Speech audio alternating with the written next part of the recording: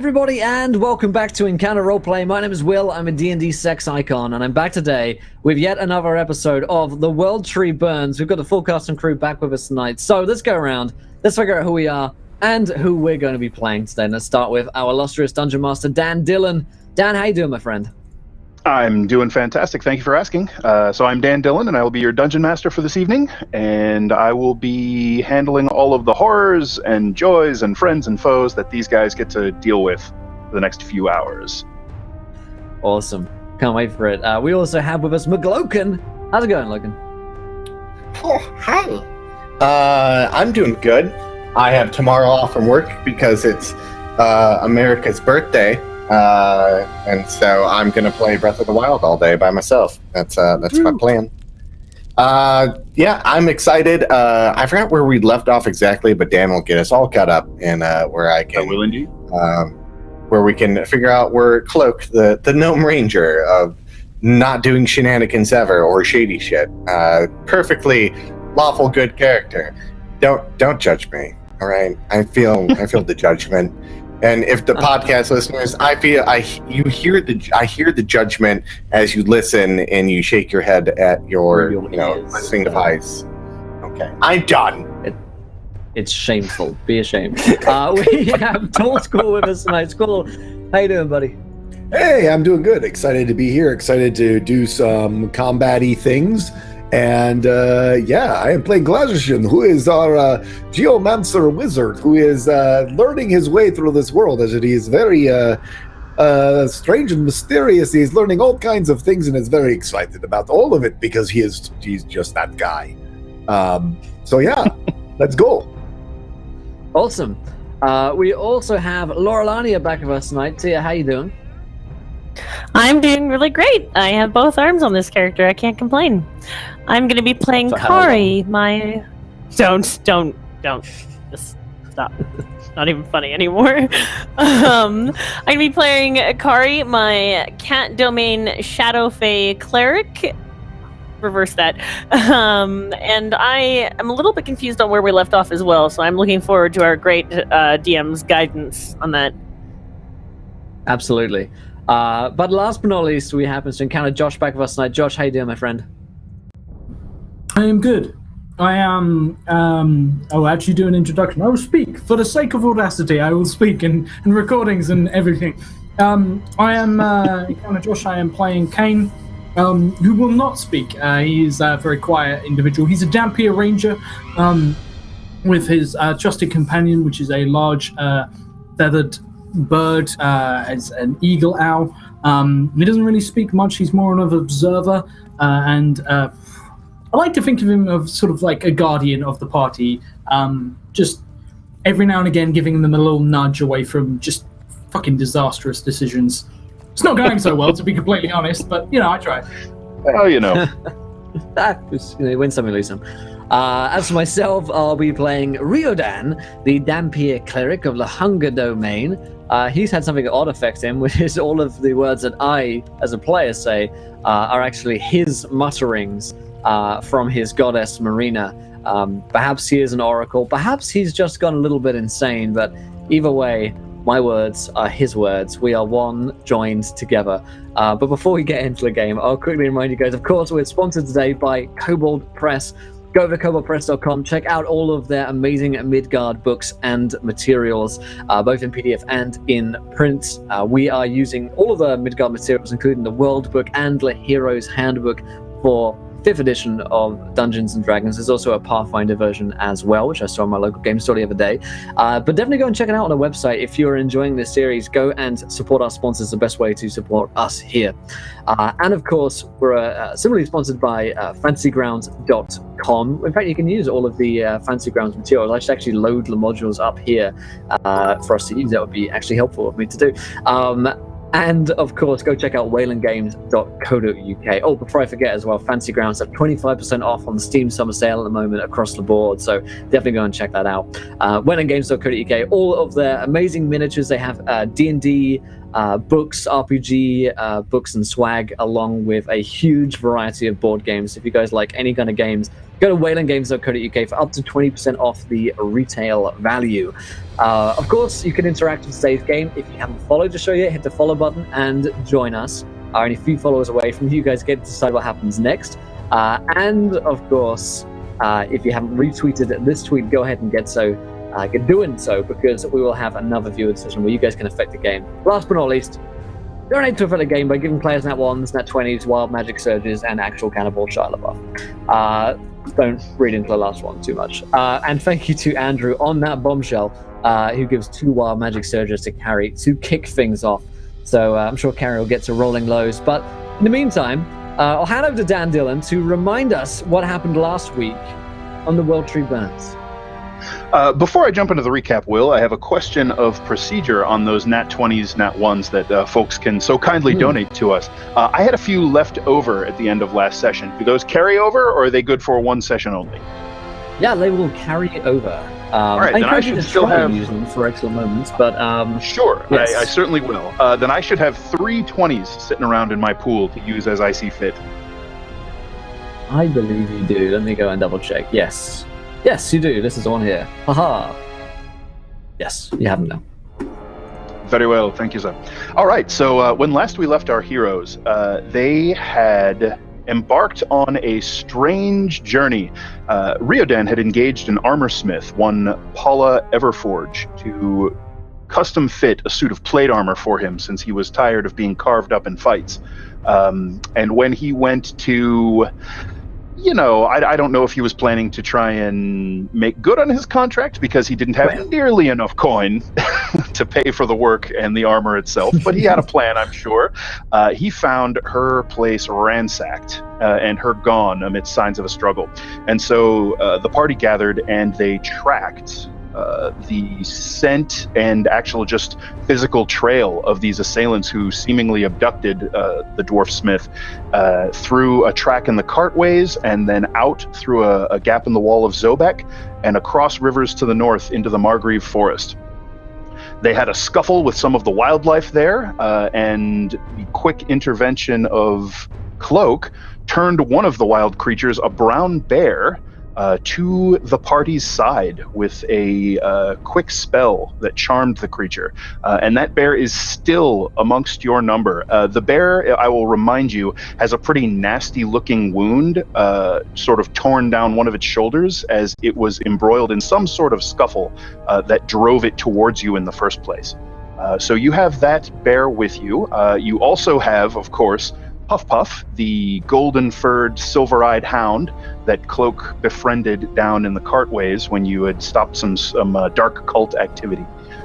You followed the trail about almost a full day's travel to the northeast of Zobek into the Margrave forest, and there you discovered the opening in a hillside with a architectural sort of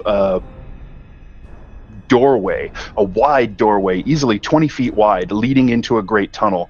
And you were being led as well by Glazishin's sense for ley lines. He can hear the song of a ley line ringing faintly from within this tunnel, and its song also resonates in a dragon scale that you found at the forge. You had scouted the area, a few of you, and you had discovered that there were kobold sentries, 6 or so, hidden in some rocks, not too far from the entrance, who were just sort of keeping an eye on the clearing there, as well as 2 winged kobolds lurking in the treetops. I believe Cloak's sharp eyes spied them out. And that is where we left last time. So it's probably about an hour or so until you really want to start thinking about camping for the day, since you've been traveling for a good 6-7 hours at this point. But you have located the sentries who are watching the entrance to this place that the trail seems to lead you. And I believe that should have us all caught up. Amazing. Carrie, do you want to read out your wild magic surges to kick things off here? If a caster is wearing a magic ring, that finger doubles in length. It does not end one of the caster's hands. Wait for it. Nah, it's still there. It's susceptible to rust. Nice try, guys. So close. Right. Rightio. So one of your hands is susceptible to rust. Interesting. Okay, so that will be the ball in your folks' court. Oh, one thing that I will remind you of, Will, is that Riodan decided to go ahead and strap on the ill-fitting, of half-finished plate armor, despite its incomplete status, and so is currently suffering penalties as if he were not proficient in the armor, though he does have its armor class of 18. Yep. Yeah, I'm gonna keep it on. I'm really sick of dying. Riodan's really like, I really don't want to get hit by things again, so I think I'll just keep this on no matter how clanky it gets. Glaz, do you have any idea how close we might be to our quarry? Well, I mean, they're right there. In the cave somewhere. But as far as whether that is the final destination or just another step beyond that, I can tell you that it seems as though there is a ley line in there, and that is where this this scale has come from. So certainly it would be a clue, but whether that cave leads to a whole network underground or whether it is just an abode for kobolds, would have to be able to find out. True enough. How's everyone feeling? Are we all prepared? Well, I mean, I'm ready to go. Do you guys remember the plan? I mean, I told you literally 30 seconds ago. I wasn't listening at all, I'm afraid. It's like I tell you something and a week goes by and you totally forget. Okay, so... It does feel that way.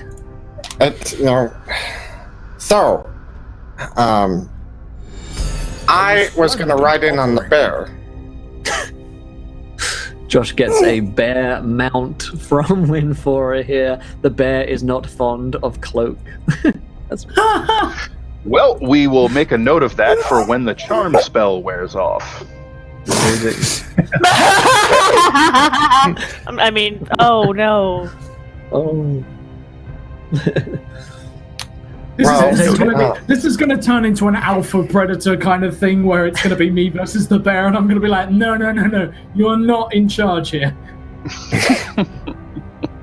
You're going to turn in like the Caesar Milan of bears.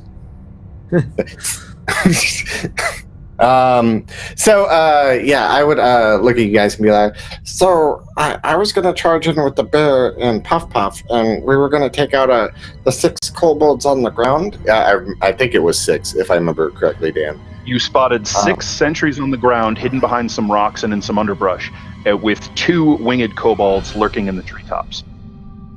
Yes, and I will be... Mm-hmm.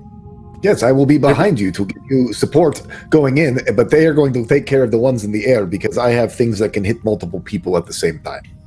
Yes. So, I mean, Kane is really good with bows and arrows, and then Kari and Riodan are really good at, they can attack ranged. So, that'll take out the 2 up there. Also, I have put a link in some text in the chat for you, Dan, from Architect Origins, who donates essentially a severed arm to carry. It's just cruel at this point, guys. Just what I've always wanted. More limbs. All right. I mean, interesting. I can fight from afar, Cloak, but I'm not very good at it. I would prefer to be up. With all this armor on, I can tank a few hits from little kobolds trying to punch through my armor. I'm quite handy with this rapier of mine. Don't mind going in the front line. Okay. Well, I mean, we could play it more by ear. I don't know how they're going to attack or whatever the case may be. Is it possible that they could be reasoned with, these little critters? I mean, people like to do what I tell them to. Notice. If you want to attempt that, you can try. Me and you can try, but then we can have like a signal where the bear can show up. Are you able to communicate with your creature in that fashion? fluff and stuff should be good to go. Especially if he hears fighting and if I'm in danger. So I'll try to have him in view of me, and if any of them try to attack me, then he'll come in and murder them. Because he's a bear. So perhaps you and I, Cloak, go in. See what happens. I'm for this. I also, hold on real quick, and then what I want to do, because I wanted to do this last time, but we never really got around to doing this, is I'm going to look at the bear, and then I'm going to put my hand on its wound, and I'm like, buddy, this should take care of it. And you see Cloak's hand light up with a weird divine glow, but it's like green and almost like plants are like light, like plants that are made out of light are like emanating and like vines and wrapping around, and then he places it, and as he brings his hand back, they disappear, and I'm gonna heal the bear for 1d8 hit points plus my wisdom modifier. Oh! Wow! 8 Nice. plus, I think my wisdom is, hold on. Actually, my other by the character way, up here. That is also a magical item for Carrie from Andrew. Dan, you can decide on the nature of this magic item when you're in discretion. Is that in Nicely addition? done, eh? That is in addition, Is that in addition to the arm I just severed heard? All right. arm, yes. Yes. The You arm could might combine hold the something two that's to happening. make a. Yeah. Just holding something. I will take care of it. It'd be like a sword, but the arm comes with it, and like it's just on it. You can't detach the arm. That was 9 hit points for the bear. All right. The bear is looking greatly relieved. So as you reach out and touch the bear, those vines flow off of your fingers and sort of crawl and creep like this luminous emerald light English ivy across the bear's wounded shoulder, and it sort of sutures this massive claw mark, and you watch as the flesh and fur knit almost completely, leaving just a little bit of basically all that's left is a little bit of a raw patch. Looks almost like maybe a scratch or a bruise. Look what I learned from Carrie. All right, so the bear Very is impressive. almost completely healed, and it is down to you guys.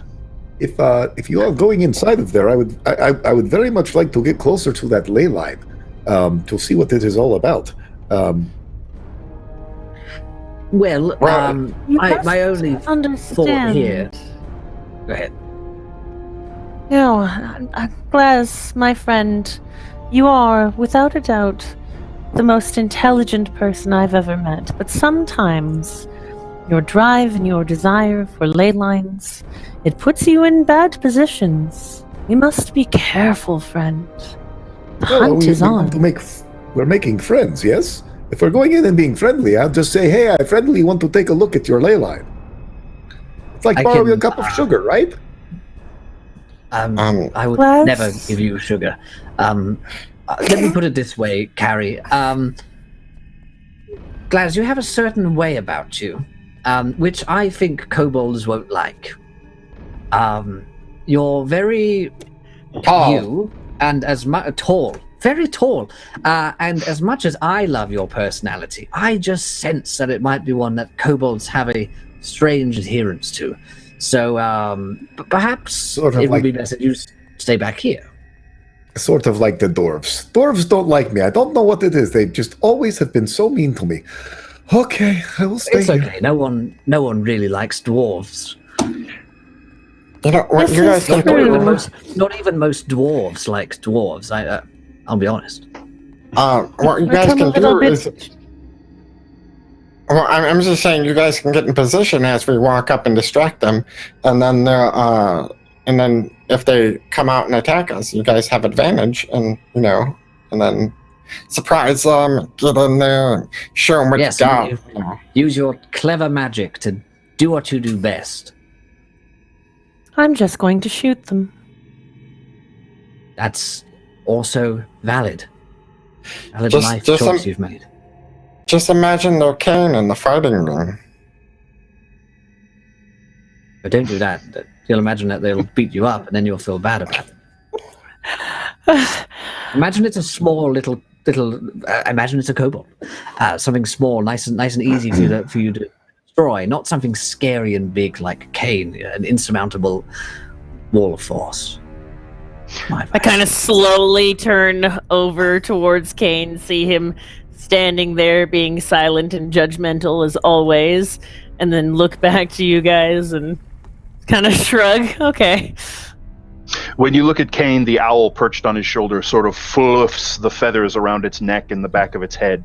It's kind of at you as you look at it. I saved your life. Its head kind of tilts almost all the way to the side, and then it just sort of fluffs them and the feathers smooths back down. I toss hair over my shoulder in the kind of same defiant act to the animal. Kari's starting to get irritated. All right, so you guys are about 200 feet away or so from the entrance into this tunnel into the cave side, and you know the kobold sentries are posted maybe 50 or 60 feet kind of up the hill off to the left of the entrance. It's a very gentle slope, but there is some undergrowth and thick tree trunks leading up to where they're hiding. Should I come in riding the bear? Did you say, that could might you not be or a should bad you? idea. A display of prowess. Perhaps it's something that these animal-like creatures can understand, that you are a leader of their forest, perhaps.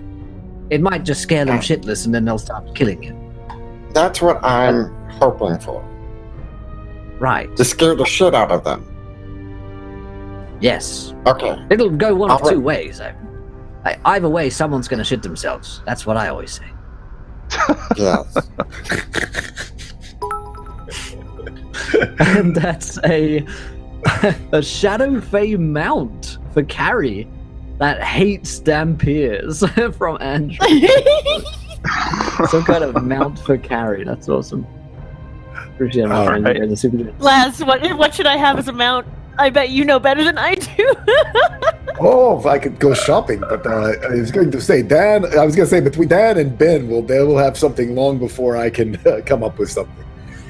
But I mean, at least about 50 feet away from the kobold sentry, so he's within spellcasting range, just in case things go. okay. So we'll call the kobolds Sideways. about 150 feet away from you guys through some forest growth. So how are you planning to approach the kobold position?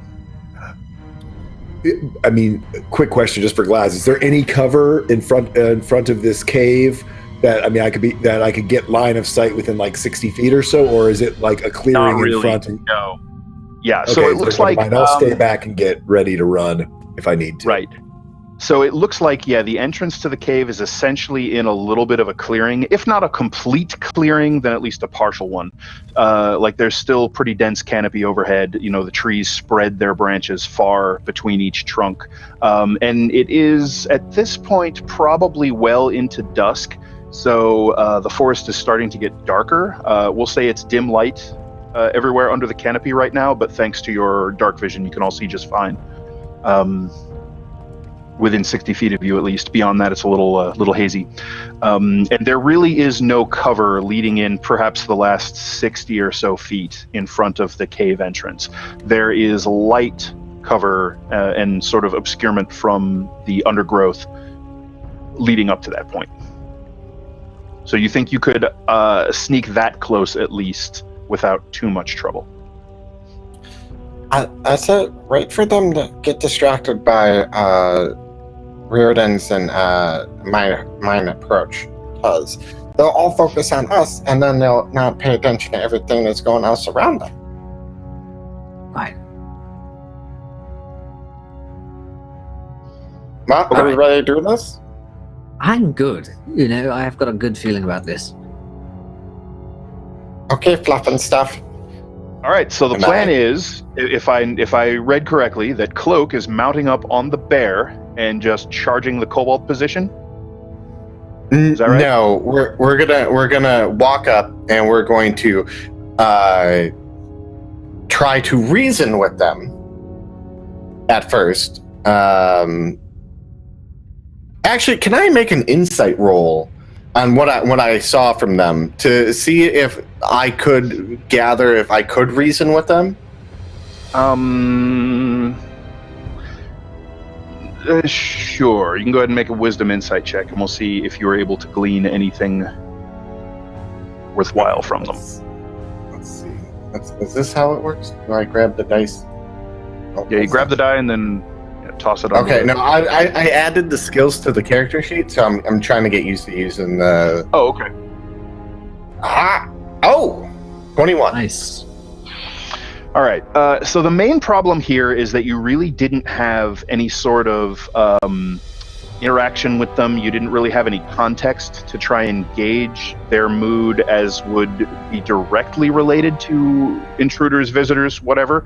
But I will say that what you were able to glean from them in the little bit of time that you sort of snuck close and got a head count and all of that is that the sentries on the ground seemed bored and distracted, and they would occasionally one of them would just kind of look off toward the hill, but not toward the entrance as far as you could tell, like just sort of looking up the hill every now and then. You're not really sure what the deal was. It's almost like he was looking at or for something. The winged kobolds up in the trees were much more vigilant. Like they didn't chatter to each other at all. They were taking their job much more seriously. You think that just based on what you know of kobolds, these don't seem like the kind that live in or really even around Zobek. So it's more likely that they would be just probably more prone to hostility off the bat. If you had someone who was dragon blooded, that would help a hell of a lot, but you don't. But if you had some means of leveraging that in some way over them, they might be more inclined to listen. So, Riordan, do you really want to reason with them? Oh, no. I'd much rather drink all of their blood. I thought while the others were around, it was probably just best as I say that we should reason with. Tends to be what they want to try and do. Well, But no, darling, I couldn't care less about their pathetic little lives. But I suppose we could try. It could be interesting to have some minions, but I'm fine with killing them. No, they're not from Zobek, and none of us well, then are... definitely should die. Well, I mean, Glaz kind of looks like he's a dragon, but he more looks like he's a troll. All of us... I'd rather kill them, because they're in the way... Here's the thing. They're kobolds at strike 1, and they're foreigners, and at strike 2. So if they're not from Zobek and they're kobolds, they should definitely die. I mean, they're not going to be that friendly to us, are they? Oh, no, I think as soon as the 2 sentries up top and the trees, the winged ones, see us, they're going to start launching whatever they can at us. Right. So... do you just want to scrap that and charge in and murder face all of them? Let's do that, yes. Why not? Okay. I'll charge in with original plan. And I look at those guys and be like, we're not going to reason with them. And I just jump on the bear and fucking start charging in. I ready my bow as fast as I can. I don't know what he's doing.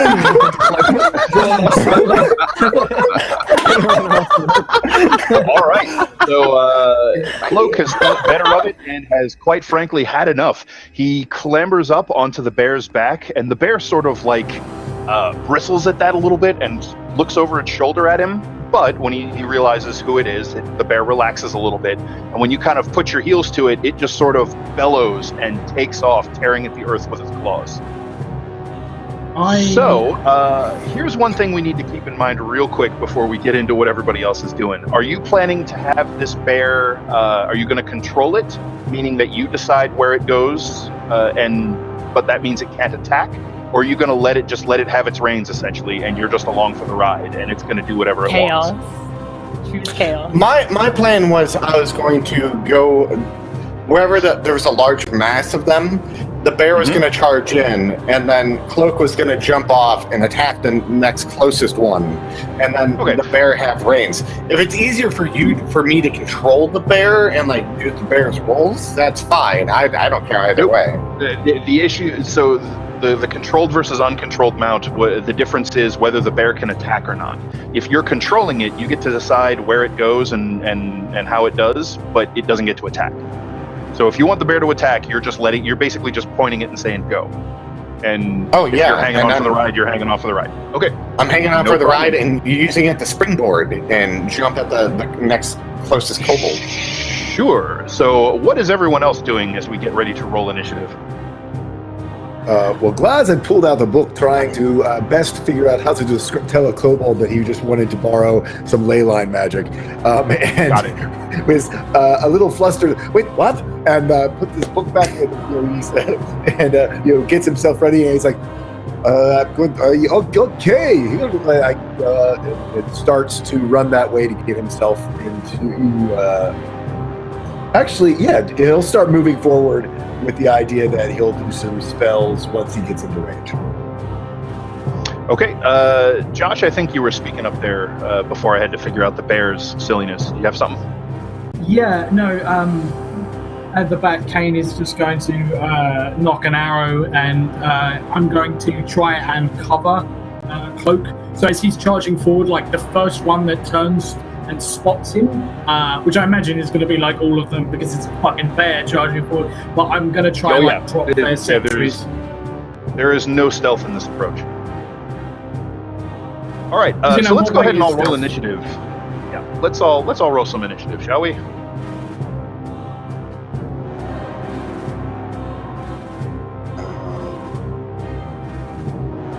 Let's do that. 8. Yeah. 8 as well, baby. I think we're actually tied on Dex there as well. I've got 15 in Dex. I got 14. 15?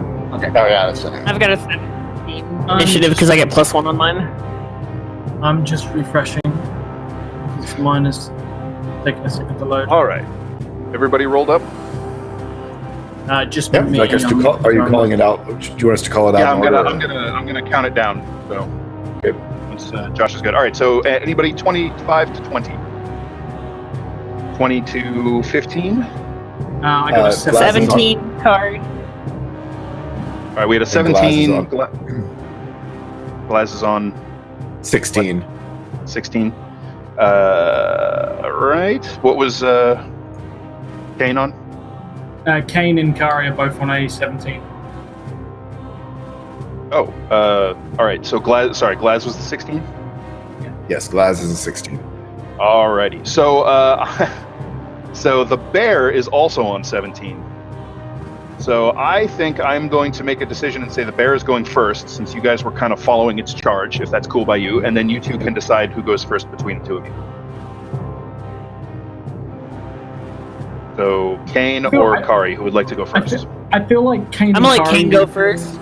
Okay, I was gonna say. I thought You're the brawler. I'm the healer. I'm not being the long range. No, I'm a hunter and a survivor. Okay. So I like 15 both. to 10. I'm a survivor. 15 to 10. All right. 10 to 5. Hey, Hey. Oh, really? we're both on 8. Both on 8. So who would like to go first? You know what? Again, I'm going to do one of those things and say that Cloak gets to go first. That makes sense. He is charging up on a bear. Then Ryodan. And someone else is wearing clunky ass armor. Yeah. Yeah. All right. So the very first thing that happens is the bear is going to just sprint through the underbrush and light cover and just drive itself through the woods toward the kobolds. It is loud, it is unmistakable, and you can just hear its bellow echo off the hills and the rocks. It will run 40 feet and then dash for another 40, so it's closed over half of the distance to the kobolds. Kane, that's you. Okay, I'm going to let loose with some shots. So just bring up my two. so say +8.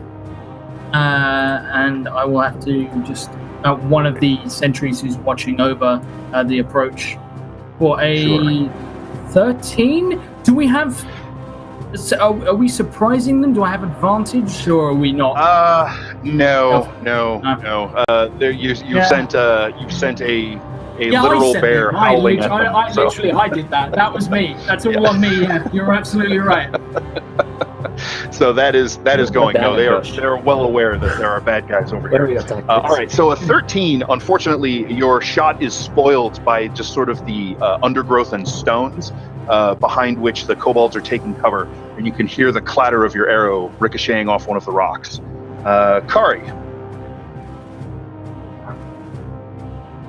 I actually was intending on staying with Glaz for the most part.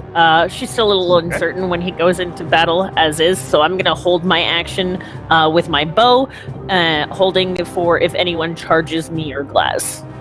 Well, remember, the ones that you know about are a good 150 feet away from you, so... Okay, good. Okay. Yeah. What's the range on a short bow? A short bow's short range, I believe, is 80 feet, and then long range is 320. All right. So you could take a shot at the kobolds with some disadvantage due to your range, if you like. I don't want to lose my arrows, though, so I'm just going to follow up behind the bear, then trying to urge Glaz along to run with me, like, let's go! All right, so you're just urging Glaz along. Are you charging forward, or are you holding back? I'm going to stay within probably about 10 to 20 feet of Glaz, just in case I need to get back to him, but, like, I'm not running with the bear and with Riordan and those guys at the front. I'm kind of, like, if they're charging in, then I want to be charging like them here, and I imagine Glaz kind of go... So you can simply move along behind the bear and not dash, and it'll stay a decent bit ahead of you. Yep. So do you have any action you would like to take, or are you just good as you are? No, because I don't want to lose one of my arrows because I only have 18 left, and it just charging and hitting them first makes me a target. I don't feel comfortable with that. Fair enough. Glaz, that's you.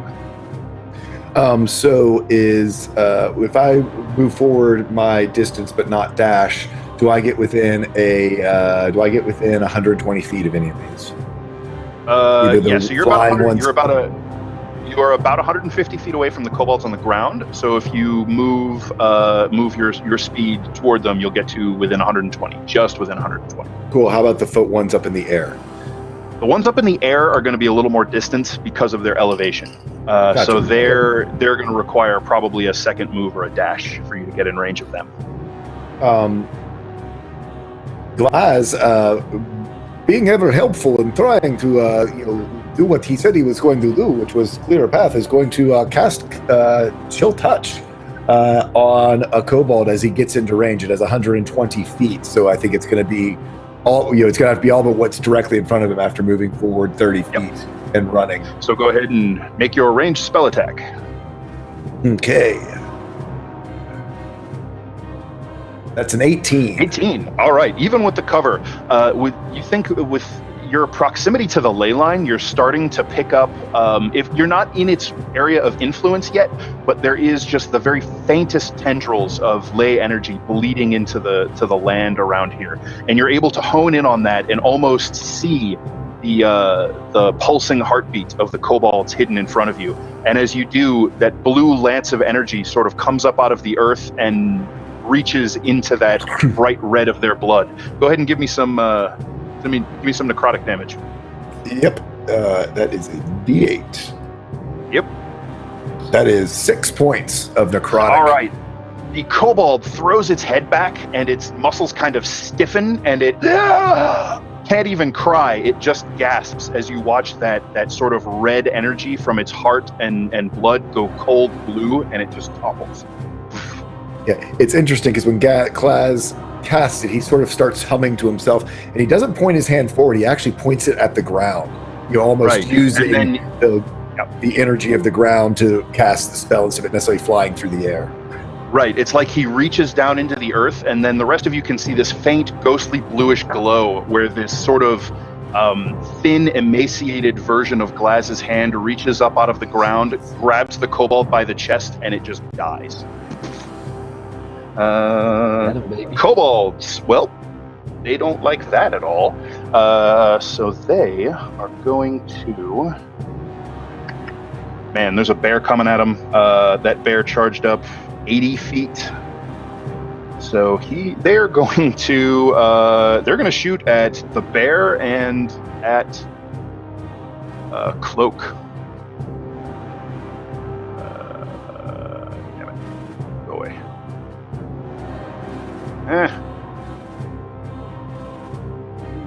Bear. Oh, that adds them together. Interesting. Do it, Cloak.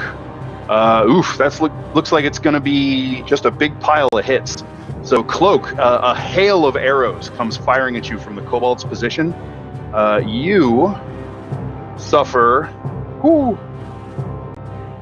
14 piercing damage as 2 of them strike you in the torso.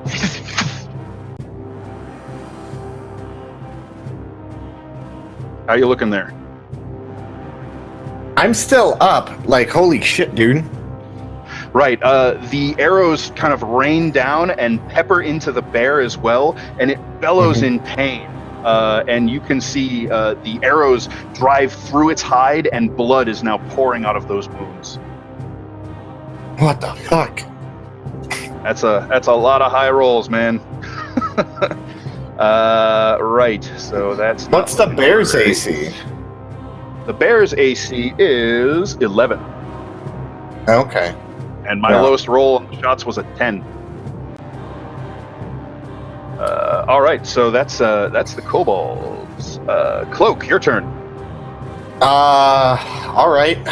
I have 6 hit points left now, which sucks dick. Little rough. You chose to how run far into away? the bear, dude.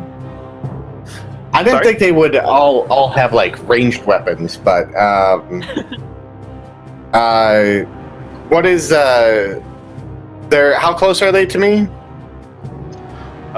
They are 70 feet away at this point.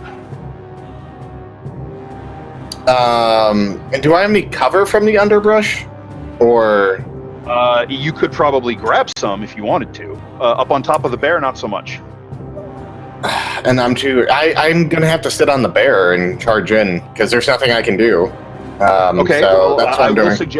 I will suggest that you could maybe take the dodge action, which will give them disadvantage on shots against you. Yeah, me and the bear. So yeah, I'll take the dodge action. Okay. All right. Cloak is dodging. Riodan, your turn. Can I move to get close enough to be within melee range of one of them? They're a good 150 feet away from where you started. So, your speed is 30, so you can start making your way out there. If you dash, you'll close 60 feet of that distance. Yeah, let's do that. I got Okay. a plate mail, so I'm just going to try and wade through. All Try and make right, myself so as big a target as Riodan, possible. Riodan just clangs his way through the forest, charging off towards the kobold sentries. The winged kobolds. They spread their wings and take to the air. They move. So they're still a pretty good ways away. They are going to move and dash. So they basically are now soaring right above Cloak and the bear.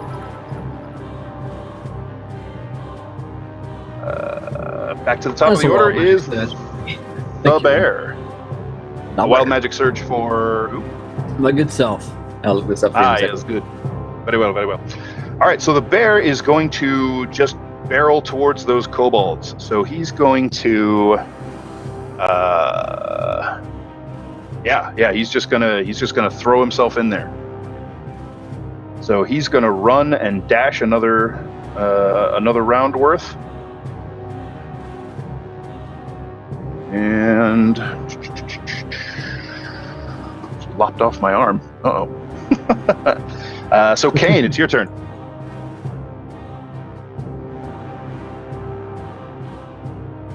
There we go. Sorry. I am gonna. I'm gonna start advancing forward, and I'm gonna keep shooting as I go forward. I need to bring down some of these Okay. archers, because otherwise everyone's Shoot. gonna get pincushion. Sure. You can see that the two winged kobolds are much closer now. So you have those two sort of soaring overhead, roughly halfway between you and them. Not quite. They're not quite as fast as the pair. Okay. Does a 25 hit? I have absolutely. A longbow, so you were firing at one of the kobolds with bows, right? One of the sentries? Yeah, that's okay, right. Go ahead and give me some longbow damage. So that is... Just check. That's +4. Sweet. Oh, it's 4. All right. So that's 5 + 4, so 9 damage. All right, as one of the other kobolds is reaching down into its quiver and it pulls another arrow, it brings up its bow to sight at you and then coughs up a great gout of blood as your arrow takes it in the throat and sends it scrabbling and scratching at the stones down to the ground. Kari, your turn. You're advancing, you said, right? Yes, I am. Okay, and Kari, you're going to dash. I'm gonna dash up towards where Kane is firing at the archers and try to assist him. Okay. So you taking another shot back? You taking a shot at them, or? Yeah, absolutely. Yes, I'm just trying to grab it on my actions here. Okay, so you will still be just out of short range, but you have a little bit of. But now you have you've moved yourself into a position where they don't have cover from you at least. Okay. Well, let's give it a go at disadvantage, right? Disadvantage. Yep. All right, so your arrow goes off into the brush. Damn. Kari, Glaz, your turn, sir. Shut up. Well, seeing as how well that went last time, Glaz is going to be all about trying it again. He targets, I assume I'm going to move another 30 feet forward. Certainly. And which puts me into about 90 feet away from these folks. And he is going to, again, do another, reach his hand down towards the ground and sort of tries to make the same sound that he's hearing in his mind of the ley line to cast Chill Touch again at a 14. Give me damage. And we'll do 6 damage again as his hand reaches down through the ley lines. Yep, once again, you reach out through the blood of the earth itself and up at your target, and you stop its heart, and another kobold, gurgling in pain and clutching at its chest, falls to its knees and then down onto its face. There are 3 of the kobold sentries on the ground remaining now. It is their turn. So, at this point, the bear is basically right up amongst them now. So they're going to drop their short bows and draw their daggers and attempt to attack Cloak and the bear. So Cloak, you're dodging, so that's going to cancel their advantage. As they kind of swarm around you, it becomes very difficult to keep track of each one, as they seem to be adept at just ganging up on their targets, activating their packing techniques. So one will miss you. One will hit the bear, and and you will be critically hit. Oh boy, this is going not so good. All right, so you take 5 points of damage, Cloak. Okay. And the bear Didn't we have takes 6 HP? Yes, Yeah, he did. I believe he is at 1. So the bear takes 6 and bellows in agony and is bleeding profusely now, and you can feel that it's beginning to like sag with every step. No fluffing stuff. Cloak, it's your turn, sir. So one of those kobolds I'm jumping at with my short sword drawn. All right. And so we add. So 14. All right, you whip its dagger out of the way with your cloak in your left hand, and then drive your short sword toward its body. Give me some damage. All right. 8 damage. Ooh. And you catch it just under the rib cage and angle it up into vitals, and it just sort of falls off of your blade, trying to claw at your face with its little hands. Okay. And I push it off my my short sword, and can I roll an intimidation? Sure, since you came in charging on a bellowing bear. Yeah, I'll go ahead and let you make a intimidation check. Where are my skills? There they are. What I'm gonna do, it might not work, but, so it's an 11. So what I'm gonna do is, as I kill him, I just look at him, and I look fucked up, probably, currently right now, and I'm like, ah! And like just fucking screaming at him. All right, so this gnome wearing this blood red cloak with mushrooms and little sprouts and moss growing all over it, and this mask that's now spattered with his own blood from arrow shafts sticking out of his chest, runs one of these kobolds through and disembowels it and bellows at its face. And the other two kind of just go, fuck. Dan, your turn. That was insane to me. So he's on the bear. I'm going to need another dash to get close. Yeah, so Riodan is going to dash again, so that will put you at 120 feet up. So you're 30 feet away from them now. Yeah, I'm just imagining this scene like a miniature version of the last scene from The Last Samurai, where they're just getting mown down by like cannon as we're like racing towards these guys. And I'm be right there, Cloak! Running Cloak is like Tom Cruise's height right now, so if they were all on bear, so fucking going towards it. Yeah, all right, that's I'm just racing after him. I'll be right there. I wish I could heal you, but I can't. All right, as you're clanking your way forward, one of the winged kobolds sort of soars overhead, and you can hear it hiss as it reaches into a satchel that it's carrying and drops a friggin' rock on you. Your armor class is 18 these days, I believe, yeah? That sure is. All right, so there is a resounding, almost like a bell note as the rock strikes your pauldron and careens off, and it gives you a good rattle, but the under padding absorbs most of the blow. The other one is going to, let's see, Carrie and Glaz are up next, so he is going to drop a rock on Glaz. Oof, that one I believe is going to hit. That's a 21. Oh yeah, that'll hit. Alrighty, so you are going to take 6 points of bludgeoning damage as you are smacked right on the side of the head by this rock that just comes falling out of the trees. Oh, what are you doing? As he looks up and now sees this one flying over his head. All right, that's the winged kobolds. The bear. Well, the bear is going to see if it can eat some little dragon men. So it's going to make a multi-attack. He's going to try and bite one of them, which he does. He's going to try and claw the... All right. So as Cloak is bellowing in the faces and just streaming his own blood, and they both kind of like, one of them even drops its dagger as it starts so hard.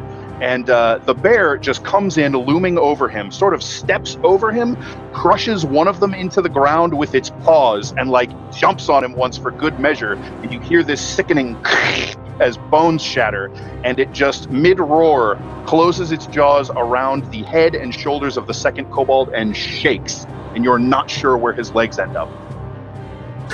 Oh, also, I totally forgot to read this out, but my wild magic surge from Wallet was that a mysterious golden sarcophagus appears where I'm standing.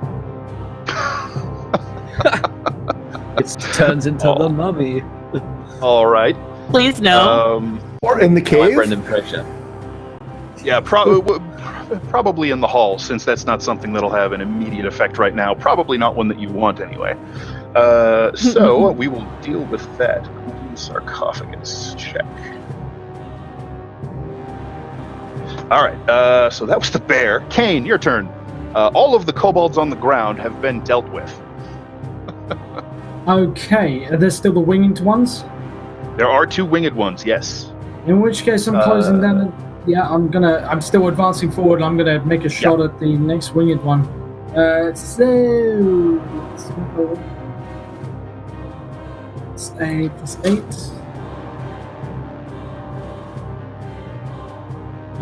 Yep. All right. Your aim is true. Firing at the nearest winged kobold. Give me a damage roll. That'll be a 8.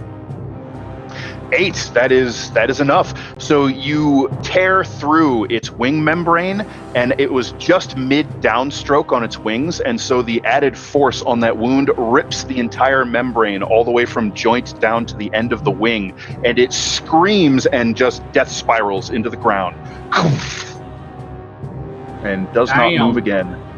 And I'll move up another 30 feet just to get closer, because I'm trailing behind. All right, you're up about. You've moved up 90 feet now, so you're starting to close in on that position, and you can see now the second winged kobold is flying around roughly in your vicinity now. Okay. So that is going to move us to Kari.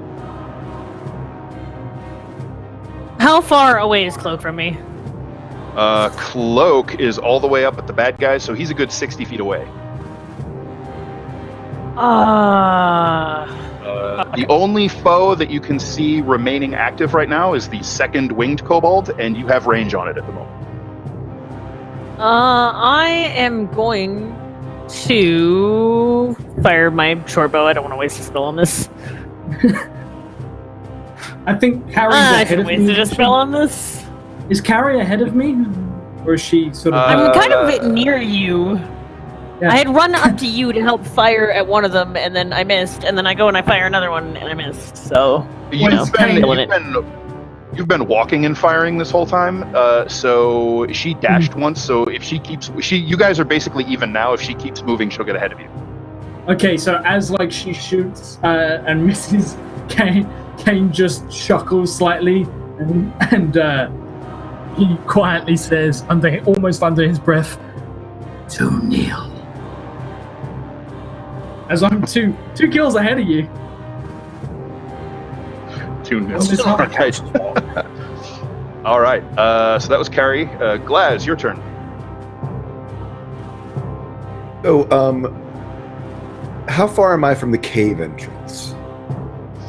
Let's see. At this point, you've moved up a good 60 feet, but not necessarily toward the cave entrance. I would put you at maybe nearing sort of the edge of the clearing, so 65 or 70 feet away from it. Oh, okay. I thought I was just trying to get, so I didn't get another rock dropped on my head. So no, in that case, I look up at this one that's dropped my head, and I take both my hands and just sort of shove them down at the ground. And I'm like, I did not like that. And he hopefully hits this guy now that I've described it. I was like, this thing happened. 12. How are you attacking him? At the chill touch. Chill touch. All right. So the kobold executes a sudden wing over as that blue energy in the shape of your hand lances up toward him from the earth, and it goes wide. All right. Little booger up there. These ones are quite quick. Yes. So did you want to move up more, or are you good where you are? No, I will move my just my movement distance, trying to get towards the cave entrance and get some cover from falling rocks. Let's see. Cover from falling rocks is going to be tricky because there's not. Why don't you give me a quick? But eventually get to a point in case he's not gone. Give me a quick wisdom perception check. Okay. Does not require an action of any sort. That's 17. All right. So you can find a tree with sort of a cluster of low-hanging branches that you think will give you some cover from any attacks from above you. Oh yes, I will do that because I do not like getting hit in the head with a rock. Okay, that'll do it. All right. Glaz. The kobolds are dead. Get out of my initiative order. Cloak.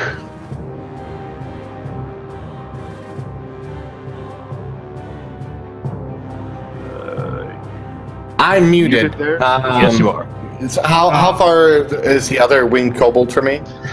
Let's see. You actually made it up to where the sentries were posted, and you're standing amidst gore, bear-spattered gore. So the other winged kobold is maybe 60 or 70 feet away from you now. Oh, it's too far away from me. So yeah, I'm gonna just kind of start bandaging the bear. And be like, they got this one. It's okay, guys. They're gonna beat it up. I can't throw a dagger at it because it's too far away, and then I can't stab it because I can't fly. Can you fly and stuff? Okay, I understand that pain. And then he's trying to stop the bleeding on the bear. Sure. So you can try to tend the bear as best you can. Riodan, your turn. How far away from these ones am I now? Let's see. You moved up a fair bit, so you're maybe 30 feet away from the final kobold, the flying one. Ooh. So it's yeah, kind I'm of gonna move. up in the air and then over just a little bit from you. Okay, so I could move to it with my move action? Yeah, but it's flying, so it's about 15 feet off the ground. Well, I suppose I could shoot at it. Is there any others I could get into melee with? Or am I looking at all flying here? Yeah, this is the only foe left at this point. Between magic and arrows and cloak and bear, they have slain all of the groundborn kobolds. All right. In that case, I will shoot it. All right. I do have a bow. So I believe you'll have disadvantage, unfortunately, due to your ill-fitting armor. An 11. An 11 total. Unfortunately, that will not hit. It'll soar kind of. Your pauldron gets in the way, and you aren't able to bring your bow around fast enough. The winged kobold will arc back and try to drop another rock on you. Again, clattering harmlessly off your brand new shiny armor. The bear is going to the bear is going to look around and sort of growl and tear at the earth, and then since there's nothing nearby that it can get, it is going to. You're not doing anything to actually heal hit point damage. It's mostly just trying to, first aid it, basically. Cloak, is that right? Yeah. So I'm just having my cloak absorb blood and help it clot and stuff like that. Sure. Okay. So the bear is going to bellow at the last remaining kobold, run towards it, leap and climb up a tree, and take a swipe at it with its claws. Fluff and stuff. Yeah, that'll do it. Bear claws are Jesus.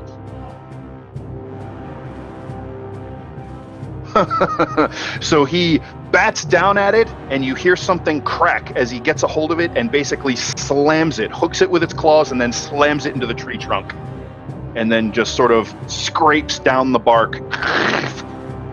And the kobold does not seem to be moving from its crumpled heap at the bear's feet. Can I say something? I'm glad I friended the bear. I bet you are. All right. So all of the visible enemies appear to have been Visible? dispatched. That is a good distinction. The visible enemies. All of the threats you can see have been neutralized. I would like to perceive if there are any more threats anywhere. Well, I did very well. Yeah. Soaked up some Absolutely nothing. I was going to say, but Riodan would absolutely say that. I throw away my sword as if it's a job well done. Nice. All right. So sure, Kari, you wanted to look around and see if there was anything else lurking in the vicinity. You can make a wisdom perception check.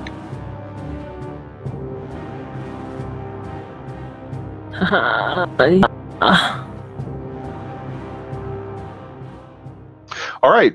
So you take a moment, and all of the wildlife sounds have long since just died since the commotion broke out here. And not only are you fairly convinced that you are now alone with your companions in this clearing, it doesn't sound like if there are any more creatures in the tunnel, it doesn't sound like they're reacting to your presence. You don't hear or see anything approaching or hear any sounds of alarm being raised or anything like that. I walk over to Cloak and cast Cure Wounds on him. No, Fluff and stuff. He needs it more than I do. I'll do it for both of you.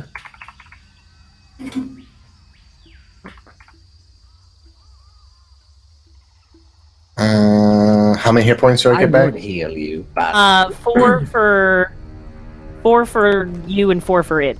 Dog. Him. The bear. The bear. No wisdom bonus on those. No. no wisdom cleric. Oh, 1 bonus. Yeah. Sorry, it's 5 Okay, each. so 5. My highest that- stat is 12.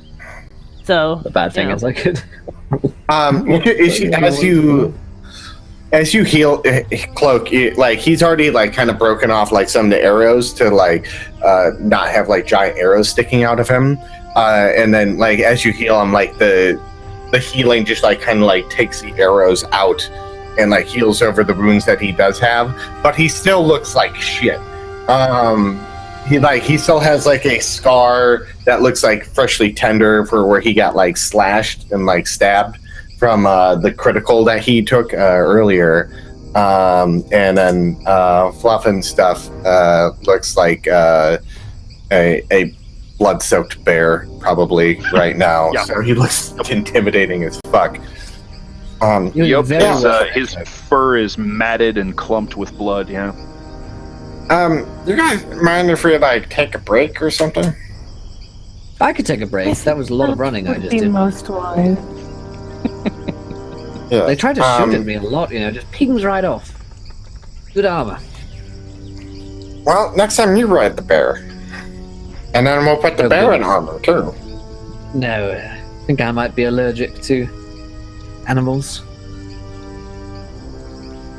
That is surprising, considering you are quite the animal yourself. Darling. Like, All Flattery. right. So Not so that, there was some not talk. that anyone would not see it, because I even double checked and rolled a nat 1 on my stealth. Glaz is walking towards the cave. Glass? All right. Glass? Glass, can we have a minute? I'm not a religious man, but I'm pretty holy right now. And I just want to.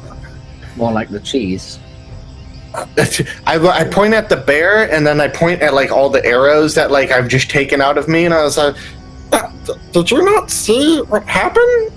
Can I replace 3 arrows? Because I need 3 arrows. Yes. So you guys could spend a minute. Yeah, collect some of the arrows, as well. That'd be Right. awesome. So there's a couple of things you can do. You can spend a minute recovering arrows that were fired, in which case you recover half of the arrows that you shot.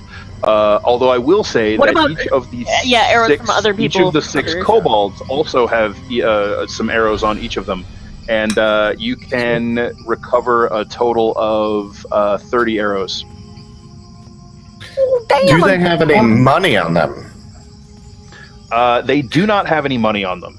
It looks like they have daggers and short bows, and that is pretty much it. But, I mean, their equipment is at least halfway decent. I mean, what kind of equipment do they have? As I said, daggers and short bows. Oh, okay. Are any of them like daggers can be thrown, right? All daggers? Daggers can indeed be thrown. All right, so 1 second. Glaz, you said you were walking toward the cave entrance, yeah? Yes, I mean when they try to stop me, but I mean depending on how long you want to say that they were taking when they were pulling and healing, however far he got it, normal walking speed. He's not like charging towards it. Sure. You easily get essentially a single move toward the cave entrance before they call you, before they wave you off. So you get a decent bit closer to the cave, and what you can see now is that it's really less of a cave and more of a corridor. You can see that it is finished, worked stone in there. And actually there is light spilling out from inside. You can see torches burning down in this long hallway. You don't have a great vantage from where you are, but you can see that the 2 great posts and lintel that mark out this entrance into the hillside is ancient, but extremely well-crafted stone. It's fitted very tightly that you don't think you could probably fit a piece of paper between them. And you can see that there are some basically figures or statues carved into the face of the posts. That has some. Sorry. Like Ankarelian ancient, or No. You're just double checking far since you from- said ancient, but Yeah, no. Possibly hundreds of years old. right. Okay. And you can see that there looks to be writing along the lintel, some sort of engraved inscription. Although, again, there's like vines and bushes and creepers and the like grown up around it, so you might have to clear it out some to get a better look. It is not just a cave, my friends. It looks like it is a corridor. A well-made one at that. Look at the stonework on this. It looks like about 200, 150 years. That is sort of like during the Strauss time frame. Yeah, isn't that right, Dan? 200 years. I mean, that's like when the Strauss family was ruling. So the when Strauss family was dynasty closed was about at its 90 power. years ago. It was 90 when they fell, right? Yeah, that was the revolt. Yep. So, but they ruled for like a couple hundred years before that, right? They did. Yes, indeed. So very much in the timeline of the Strauss family and rule here. So perhaps we are not so far off on thinking that this is all connected in some strange way. But if you need to rest, no, absolutely. I took quite the bump on my head as well. I probably should just. Oh Yeah. Now that you notice, like, what's your total hit points, Glass? My max is 16. I'm at 10. Oh, okay, pretty good. All right, so he has maybe like a kind of a nasty bruise on the side. He was a little bit excited okay, about so, the ley line, yeah. so he's just I could certainly take a rest after that. Not a single scratch upon Riordan's. Yeah, you're feeling a bit winded, and your brow is misty, and it would be best Right. to handle that before you. Yes, I'm sweating encounter and my anyone else. makeup is coming off, so I prefer that not to be the case. You don't want your guy liner to run. Oh, you mean the bat shit you put on your face? Cloak. All right, so where would you guys like to hole up? I assume you're wanting to take at least a short rest. Yeah. I would like to take a long rest if possible, but I'll settle for a short one. Well, it is. Yeah, long rest is overnight. Stupidly wearing as well. It is. Yes.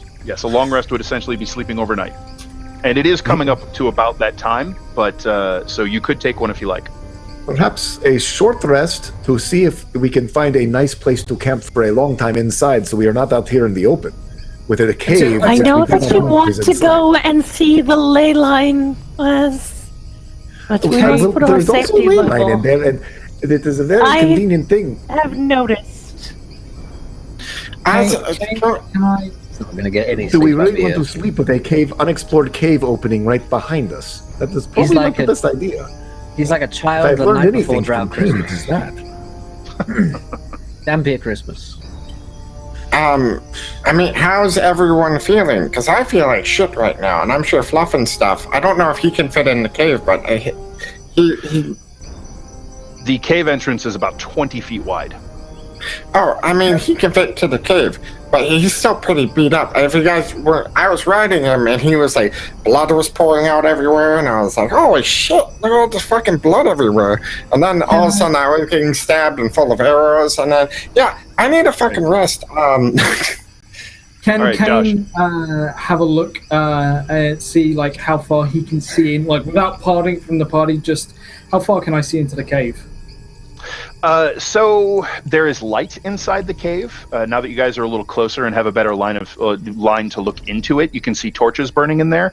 However, unless you approach, you really can't make out much more in the way of detail. It's just kind of far away and looking into a hole.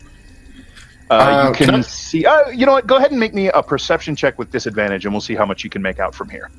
That's what I wanted to ask, if I could roll a perception check looking into the cave hole. I mean, I have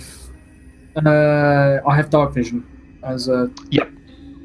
It's more of a distance thing and resolving the okay, detail, yeah. that sort of deal. 9. A 9, okay. And what do you got there, Kane? It is a. Oh god, there we go. No. There we go. Yeah. Oh, I didnn't roll a. Well, yeah, not a lot. Yeah. So 8 or less. Got it. An 8, exactly. All right, so an 8 and a 9. So you guys can see several torches burning on either side of this wide hallway that leads, deeper back into the hillside. It's difficult to gauge how long it is, but it's a pretty damn long hallway. Long, wide, and there are... It looks like armored guards standing up against the walls. Almost in ranks, like soldiers lining the way down. Are they moving at all in any way? Do they look like they could be statues or suits of armor or something? It's possible they could be, but from this distance, it's difficult to tell. They're certainly not reacting, and given some of the noise that you guys made out here, if they were statues or otherwise inanimate, that would make sense. Okay. Kane looks to the rest of the party, who, once again, I will remind you, the rest of the party is all fucked up.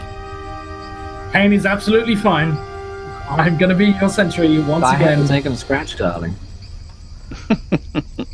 You're still fucked up, though. Let's deny that. I haven't taken any damage. I don't think anyone's ever accused me of being normal. Well, how is your guys' energy? Can you cast spells and stuff, or how are you guys feeling? I can. I have one spell remaining, and that means if more than one of you die, that I will have to choose one. I mean, I could take off this armor, I suppose, for now. We really felt like it, and I've got a lot of spells that I could cast, I suppose. Kane's going to allow them to just, really like this armor. And I'm going to post up so I can see to a degree down the corridor, knock an arrow, and just sit. And if anything comes... Go ahead and make me another wisdom perception check. This time, no disadvantage or anything, just straight up.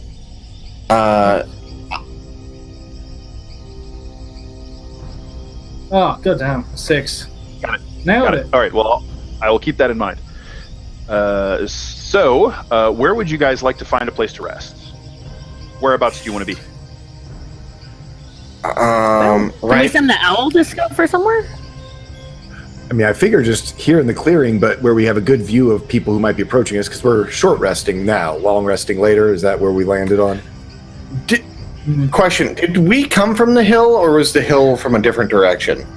No, the hill, essentially you guys went to the hill. That's where the trail led. Okay, and Puff Puff is leading to the cave still?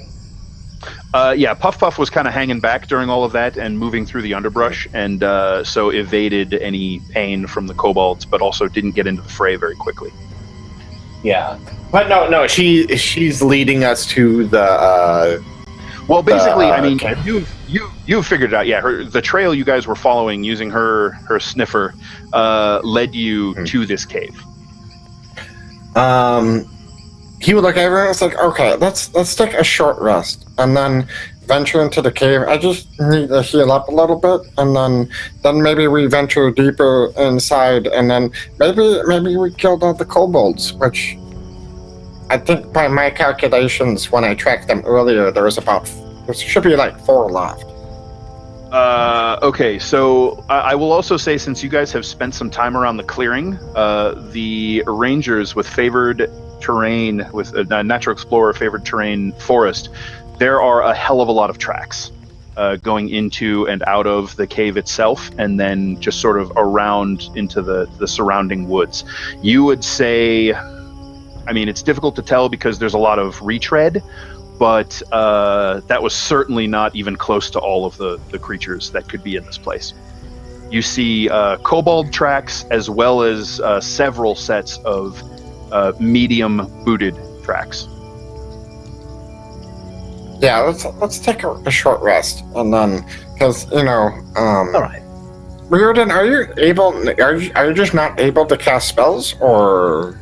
Not while I'm wearing this. It's awfully uncomfortable, and I can't move my arms properly, but I really like how it looks, just as an aesthetic. It's really my look, really on brand. I suppose for this, I could take it off It's and wear... sloppy as shit, my friend. What are you talking about? It's I mean, once it's completed, it will look fabulous. Kane Shabby is the new well dressed. Kane is going to walk I did over not to know. Reardon. Kane walks over to Reardon, puts a hand on his shoulder, looks him deadpan in the eye, and just says, "Strip." And then he goes back to his He's a man of few words, but oh my, what words. To ask me twice. And I immediately do so and change back to my standard leather armor over the next 10 minutes or so. Yeah, it'll take you a good long while to doff the armor, and you will really want someone helping you. That is not a one-person job. So over the course of 10 minutes, you can strip out of the plate armor and strap on your leather. Mm. So your spellcasting returns and your disadvantage goes away. Sorry, Glaz. Well, Glaz has taken out his skin and has got himself studying down on the ley lines and starts making general marks where this one seems to be located on his map. But mainly while he's taking a short rest, he is studying and using his arcane recovery to get back a spell slot. Had you? Oh, you probably expended one at the fight at the pond, huh? Well, no, because I cast Mage Armor. Oh, there you go. Right.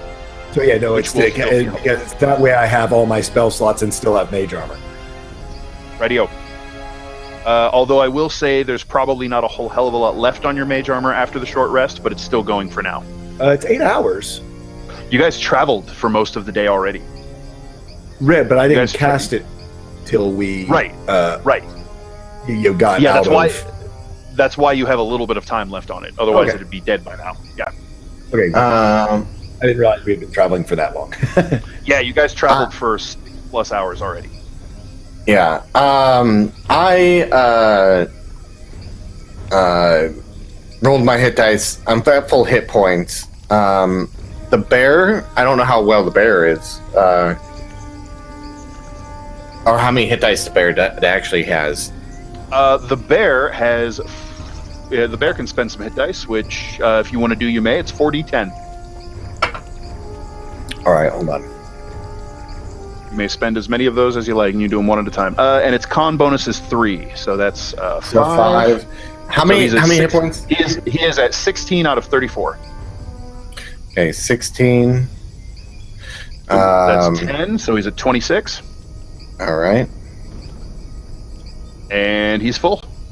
Okay. yay! There you go. So the bear hunkers down, licks its wounds, and recovers its strength for the most part. Yeah, and then that's anyone else spending hit dice? No, I'm... Go ahead. Okay. Go ahead if you haven't yet. I went ahead and I used one and got myself back up to full. Very good. Yeah, and it looks like you spent yours there, Cloak. Did you? I spent or both not? of mine. Yeah, I spent both of mine. Oh, nice. The bear has Double one ace, left. huh? Yeah, I Bear lucked does out. indeed. Nice. Okay. So the hour passes, and you are not molested. Kane, you said you were keeping watch on the cave, yes? Yes. So at some point during the hour, maybe at about the 45-minute mark or so, you see some movement kind of at the far end of the tunnel. You're not even really able to gauge quite how far it is, but it's just sort of shadows, essentially. But you see figures moving around. You're not able to resolve much more detail than that, thanks to your whopping 6. Can I send a bird to scout out? Sure you can. So do you want to send him into the tunnel or just kind of near it?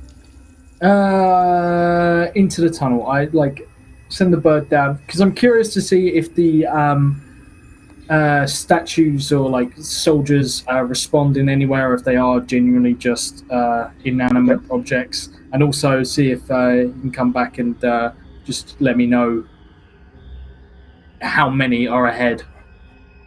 Okay, so you sort of give your command and throw your arm up, and the owl takes wing and flies off toward the cave. Why don't you? Let me see here. This is interesting.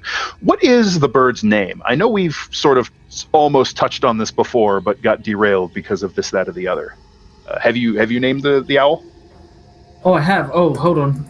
We're right. Sorry, it's on my old sheet, and we've swapped fantasy grounds. Let me just check.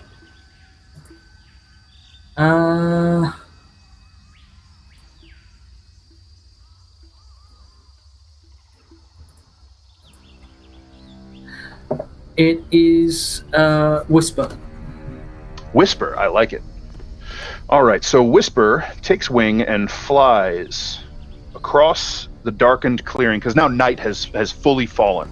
And it is now dark outside, and you're relying on your dark vision. I assume you don't want to light any light sources and give yourselves away. So this sort of warm orange glow is now spilling out of the tunnel and into the clearing. So you see this little kind of dark gray smudge that is Whisper ghost off into the darkness, and then you see him dip down into the corridor and fly down, and then gradually reach the end. It looks like he perches and he lights on something. Looks like one of those figures, and then takes wing again and flies back to you. So he returns and just sort of settles on your shoulder and doesn't usually he'll signal if he sees any creatures, essentially things worth hunting. He doesn't signal, and for a moment you get this strange sort of sensation.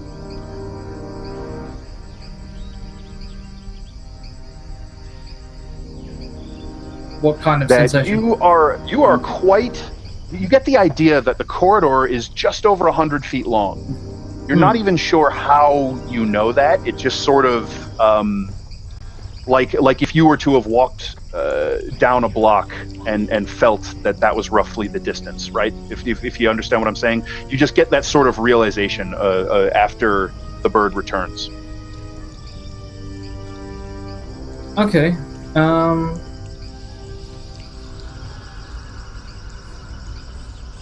I will. I'm gonna sit here and just wait, just contemplate that and wait for the party to finish. 15 minutes pass. You all complete your short rest and achieve your hit dice and resource recovery in the case of Glaz. Short rest over. Okay. I still hear the sound of the ley line. You do, yes. You hear this very constant, very, very faint, echoing sort of sound as it's coming to you from a distance. These piping notes. Okay. Class? No, because Glaz realizes, because I just took a short rest. I have to ask you, you're close what enough. size is this ley line? You're able to determine that it is a weak ley line. Oh no! So if it's weak, if I take a short rest within a mile of a weak ley line, I can bind myself to it. You can bind to the ley line. Ooh. So does Glaz that sort of mean? comes out after studying their work. I think he does all but what I just did, because that's I was just generally.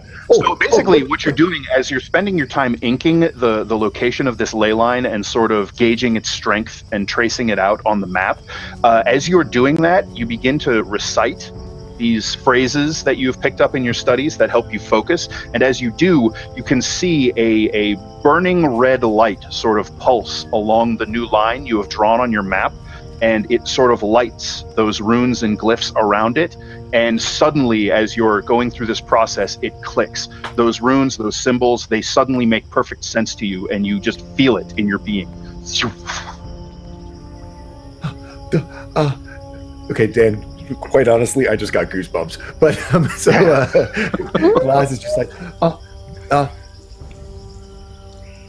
can feel it. He sort of lays his hand on the ground and on his map, and he looks at all of this that's happened, and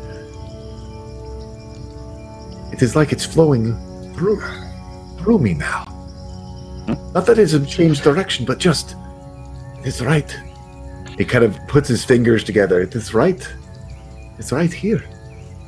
So now, not only can you hear it, and you can also, so it's still here, it sounds like an echo, although it's now not only echoing from the tunnel, you can hear it echoing from within yourself, almost like a sound within your own head.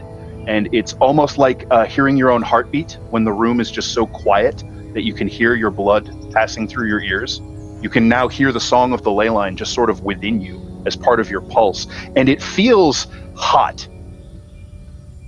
There's a feeling going along with it now. It's a pulse, it's a rush of heat whenever you focus on it. It's exhilarating. It's not entirely comfortable, but it's just damn cool. Yeah, have you ever eaten ice cream and had your tusks get cold on you? That sort of, you just kind of feel it.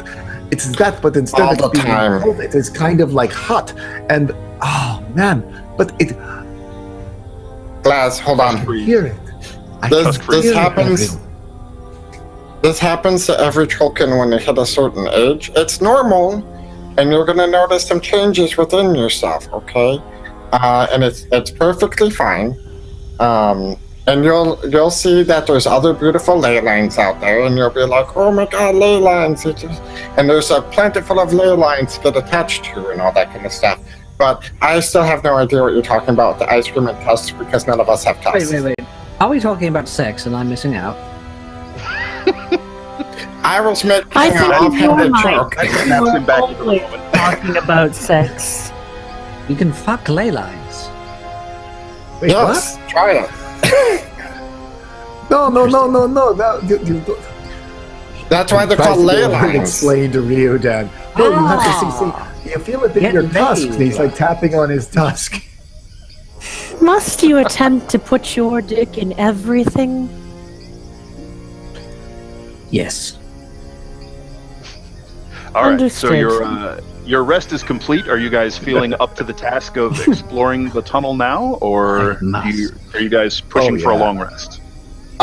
So I would walk up where Kane is at, And I'd be like, guys, okay, we're gonna go in, but we need to be quiet.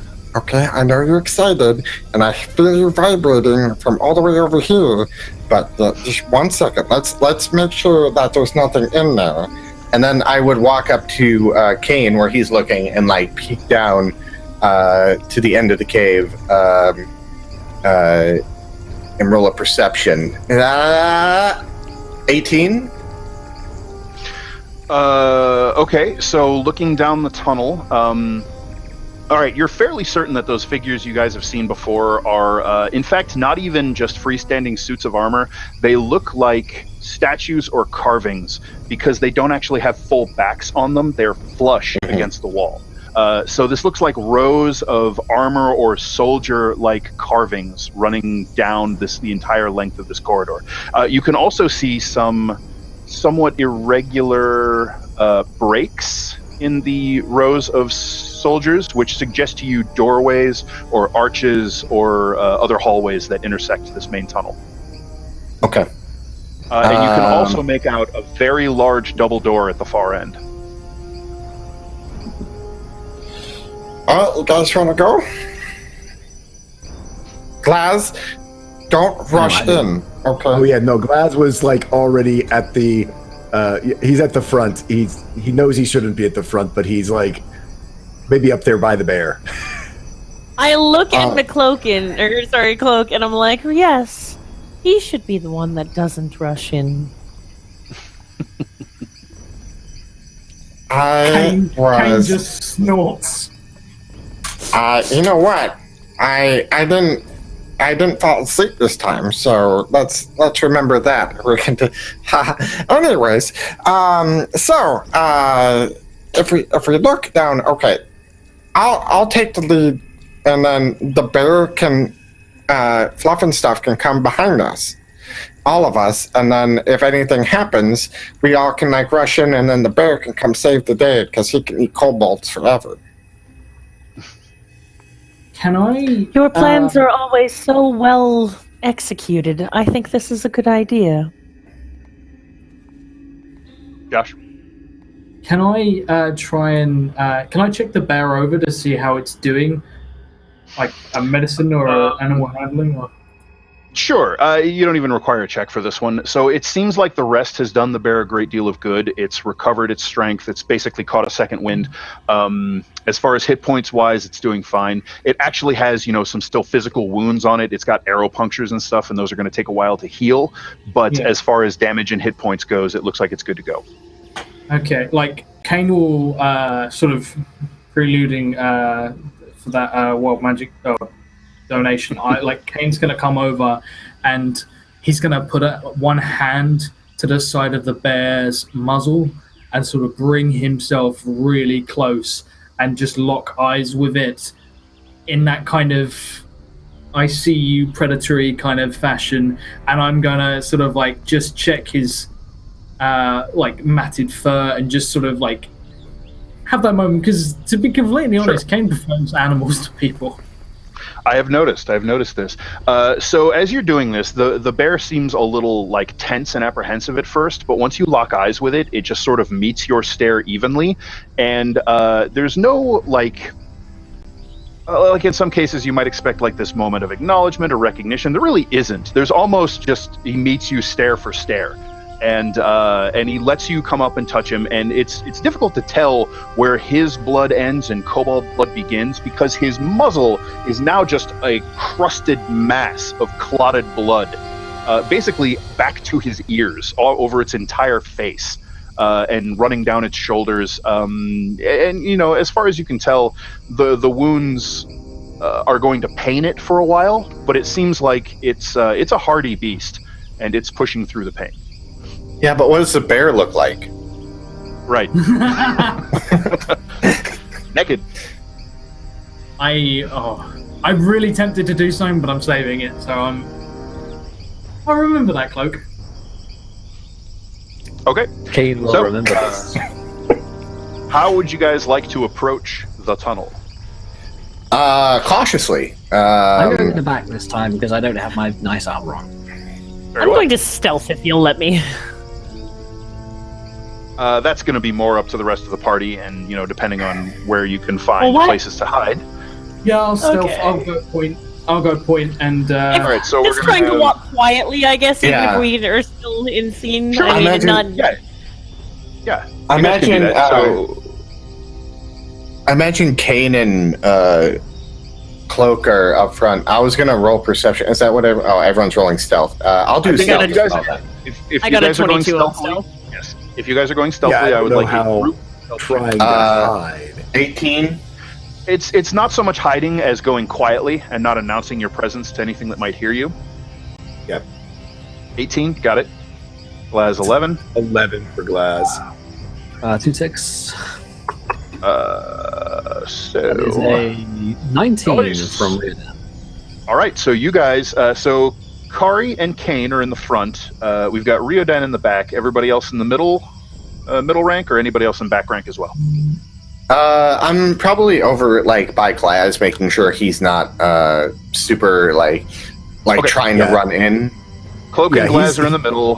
Puff Buff will definitely be up with Cloak. And you said you're leaving the bear behind for now? The bear is following behind us.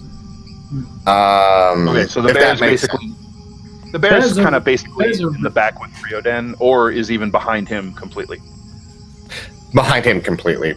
Okay, so then the four of you are in the middle rank, including Puff Puff, and the bear is the back rank. Got it. So, any other precautions or anything you'd like to make as you approach? Because you guys are moving quite stealthily. Just double checking. Will you let me know when my mage armor falls? Yeah, absolutely. Okay. Yeah, that will not be a good. surprise to you when it happens. Perception or What are you- detect traps. What are you looking for? Detecting traps mainly. Going down this corridor. That there's So- no pressure plates or anything like that. That is probably more something that the people in front are going to have to do, since you're kind Okay. of behind them. So yeah, depending how Kari and Kane decide to approach it. But so as you guys approach the tunnel, you guys are heading towards the entrance, yeah? Mm-hmm. Mm-hmm. So you approach the entrance, and you can get now a better look at the carvings on the posts and lintel.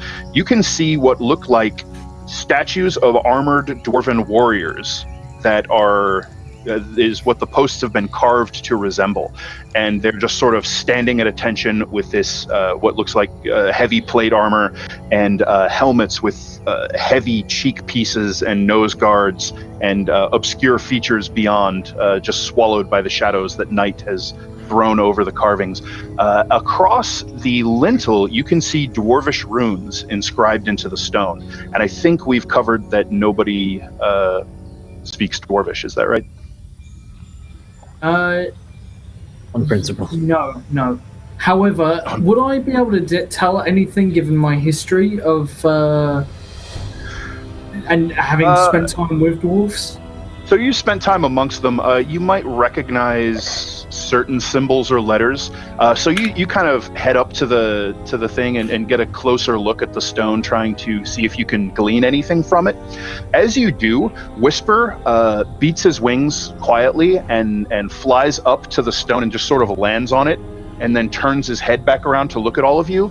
And as you drop your eyes from him back to the lintel, you blink and are shocked to realize that you can understand the writing. And the runes read, "The Halls of Everforged."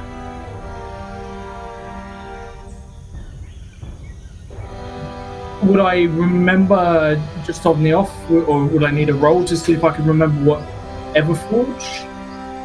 Everforged, I mean, that immediately rings a bell. You guys went to the Everforged smithy, and you know that the armor smith who Riodan engaged to fashion him some plate armor, her name was Paula Everforged. Can I tell if this is like an ancestral tomb? It definitely has that sort of feel. Why don't you go ahead and make me an intelligence investigation check? Why don't I do just that for you? Because you asked me so nicely. Investigation. Oh yeah. That's a 16. 16. It doesn't have the feel of a tomb. It does. I mean, it seems abandoned, so it has that sort of gloom that has settled over such places. And it looks like, obviously these kobolds or whoever else is here have moved in recently. This place is not set up like a tomb. This place, it reminds you more of an armory, or perhaps even a stronghold of some sort. I'm presuming stronghold because it's out here in sort of out here in the sticks. Yeah. So this might have been like an outpost that a family had established at one point, and probably lived and worked and toiled here for who knows how long before something happened to drive them out or cause them to abandon it. So what? Sorry, it's Everforged, yeah? Everforged, yes. So the halls of Everforged. Kane will reach his hand forward and just using his thumb, I will gently brush across the word Everforged. So that is a good 20 feet up. Oh god! Oh right, okay. Yeah, this tunnel is massive. So I will look up and sort of trace my finger through the air across. I'm sorry. Yeah, 15 feet. 15 feet is the height of the tunnel. And but you trace it, and it's bizarre. It's like you've been able to read Dwarvish all your life. The meaning just jumps right out at you. I will look to the rest of the party and just point to the runes in particular and just mutter the word Everforged. Oh, that's that woman that we were after. Yeah, no, that's back in town. I look up at what he's pointing at. He's pointing at dwarven runes. That's... Oh, the Telasi! I'm not bad at dwarven impersonations, I'm sorry. Since Glass knows runes and glyphs, would I at least, even though I can't read them, would I be like, no, that's Dwarven? Yeah, it's definitely Dwarvish. Yeah, it's Dwarvish script. Yeah. Yes, that is Dwarvish. I don't know what it says, but... Oh, maybe he means it says Everforged. In which case, maybe she wrote it there, maybe... Well, maybe that's why they brought her here after she was bleeding. Maybe they didn't capture her here. Maybe she came on her own accord. Maybe friends. Is this a fucking tomb? I shake Could my be. head Ooh. and like Kane, after like looking at it for a few moments, Keeps muttering under his breath. Maybe they needed her. They needed her. As for Well, I part of a needed her. spell, I needed was her to finish chosen. my goddamn armor. not Think everything about is that, about your sense of fashion. I mean, Or a most things ritual. are, though. Not everything, All right, I'll so- admit, but most things. Allow me to Alright. interject. Allow me to interject briefly as you guys are closer up now and the hallway is well lit.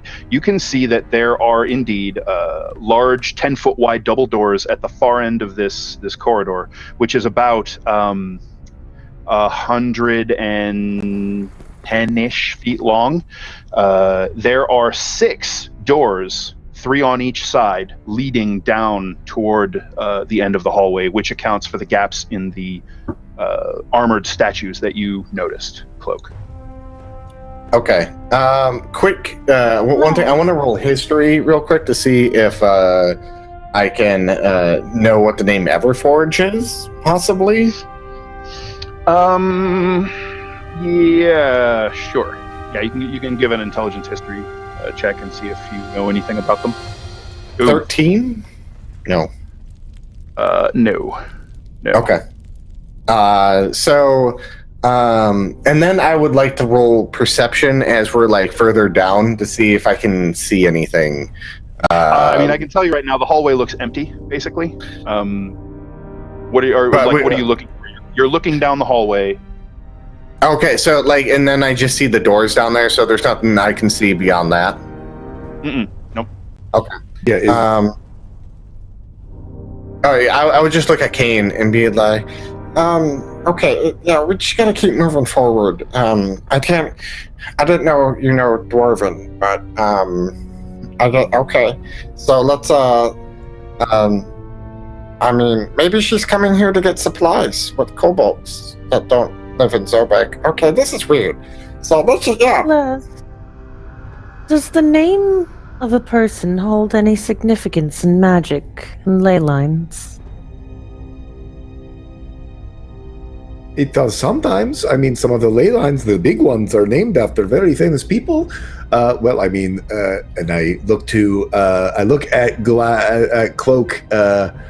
Cloak guiltily, and I sort of whisper, like the one named after grandmother, as he tries to, not have Cloak overhear him talk about grandmother's way. But Sure. others are very famous. You could make an intelligence arcana check when she's asking about names. Okay. Can I try and to a different way? Can I try and because I've traveled with Reardon for a little while now. Reardon does blood magic. Can I tell if there's any kind of, or like roll something to see if I know if there's any kind of magic that would seal something to like ancestral blood? For example, That's maybe exactly they what use- I was Yeah. thinking. Yeah, that's what I'm thinking. But I see it from the blood perspective as opposed I mean, to. that doesn't even require a roll, really. You're not steeped in that. That's pretty esoteric, secretive magic, so you wouldn't know anything detailed about it. But blood magic certainly can have a familial effect, tracing bloodlines sympathetically. And you do know that some curses can even pass along family lines onto the 7th generation and what have you. So Glaz, with your role, you're certain that there are some disciplines of magic where names can have great significance. For instance, you know that powerful extraplanar creatures often very jealously guard their true names, because that can give one power over them. But anything more specific to this or to ley lines or to the ley lines presence here, there's just not enough for you to go on right now. I'm still learning somewhat, but yes, names have power, but it's not necessarily like this. So I'll just point out to you real quickly that these statues, now that you're up close, they seem to be carved of white marble, and they are incredibly lifelike and detailed. And they depict warriors wearing various different styles of armor and holding different shields and weapons, crossbows, longbows, two melee weapons crossed at their chests, all various kinds of things. It almost gives you the sense of either trophies, although that doesn't quite make sense, or maybe a showroom.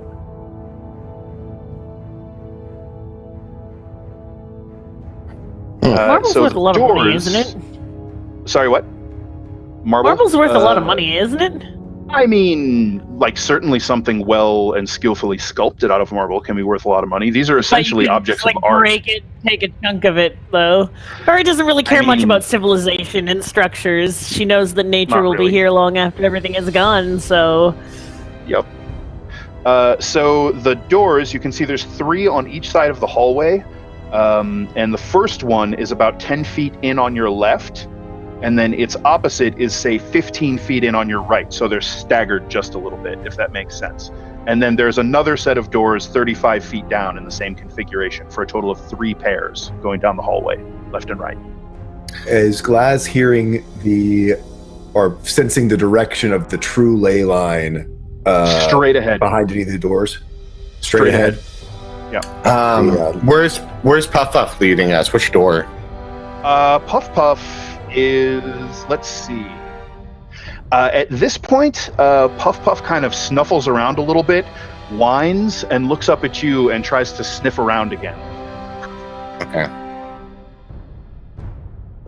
The ley line it looks is like up he's ahead. having difficulty. Okay. Glaz is doing that sort of like one side step at a time, further and further down the hallway. Okay. So you guys notice when he's maybe 5 feet into the hall. Glaz, you can see that the face of the door to your left is carved with sort of a relief of this intricate. It's not like Celtic knotwork. Celtic knotwork is very flowy, very curve related. This is very angular knotwork. It's very precise angles. These bands seem to crisscross over each other around the border of the door, and that's carved into the stone. And there's an black iron pull ring. I know Glaz isn't from there, but if he did any searching of his history, I know that's sort of more similar to the Northlands, right? If Maybe, I'm remembering my rule book Yeah, correctly. It could have a Northlands influence, yeah. Yeah. No, it's not like straight out of there, but it's maybe sort of influenced or inspired by. Yeah, sure. These are actually influenced from the Northlands, where many of my people are from. But I'm not hearing the ley line from behind this door, right?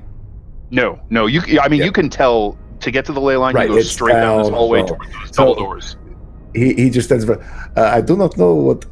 I've got no sense of the ley line behind there. It is further down the hall as he's slowly inching down the hallway. So, to get an idea, where are we at, and then where's these double doors where the ley line's coming from? So you guys are basically just at the mouth of the tunnel. The double doors with the ley lines, it's a straight, long tunnel into the hillside, about 110 feet. And Glaz can hear the ley line singing to him from the other side of those double doors. And then there are single doors, 3 on each side, sort of evenly spaced down the hall. Oh, down that hall. Okay. There's only one hall. Yeah, just one hallway. Okay, I thought we were at like an opening or something. In my head, that's how I was seeing it. So with that, I would roll perception to see if I can hear anything down the hall. If there's like any commotion further down. Well, you don't hear any. There's no like obvious commotion, but yeah, if you wanna kind of spend some time listening, you can go ahead and make a perception check, see if you notice anything. Okay. 16. 16. Let's see.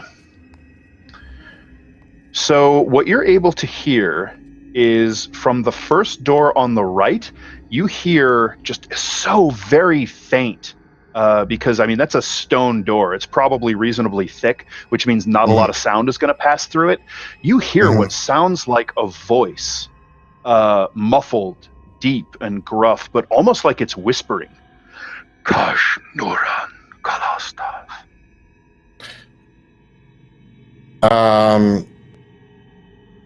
You guys, we gotta hurry. We gotta hurry to the door all the way down there. Something.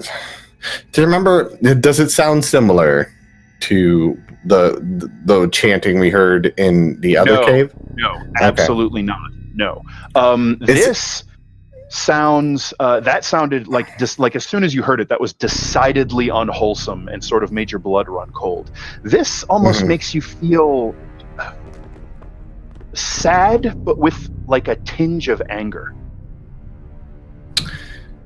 Okay. Is it a language I know?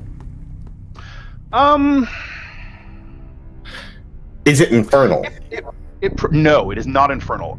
It probably wouldn't be too hard to guess. I mean, you've spent time around it. It's not a very esoteric language. It sounded like Dwarvish. Okay. There's dwarven people at the end of the hallway whispering. It sounds like chanting, but I don't know. I don't know what they're saying because... Maybe they're chanting to infuse my armor with something magical. No, that's not it. They left the armor. Well, we have your armor. In general, they would need your armor to be able to infuse it that way, and your armor is in your pack. Just letting you know. Okay, I think we need to make our way.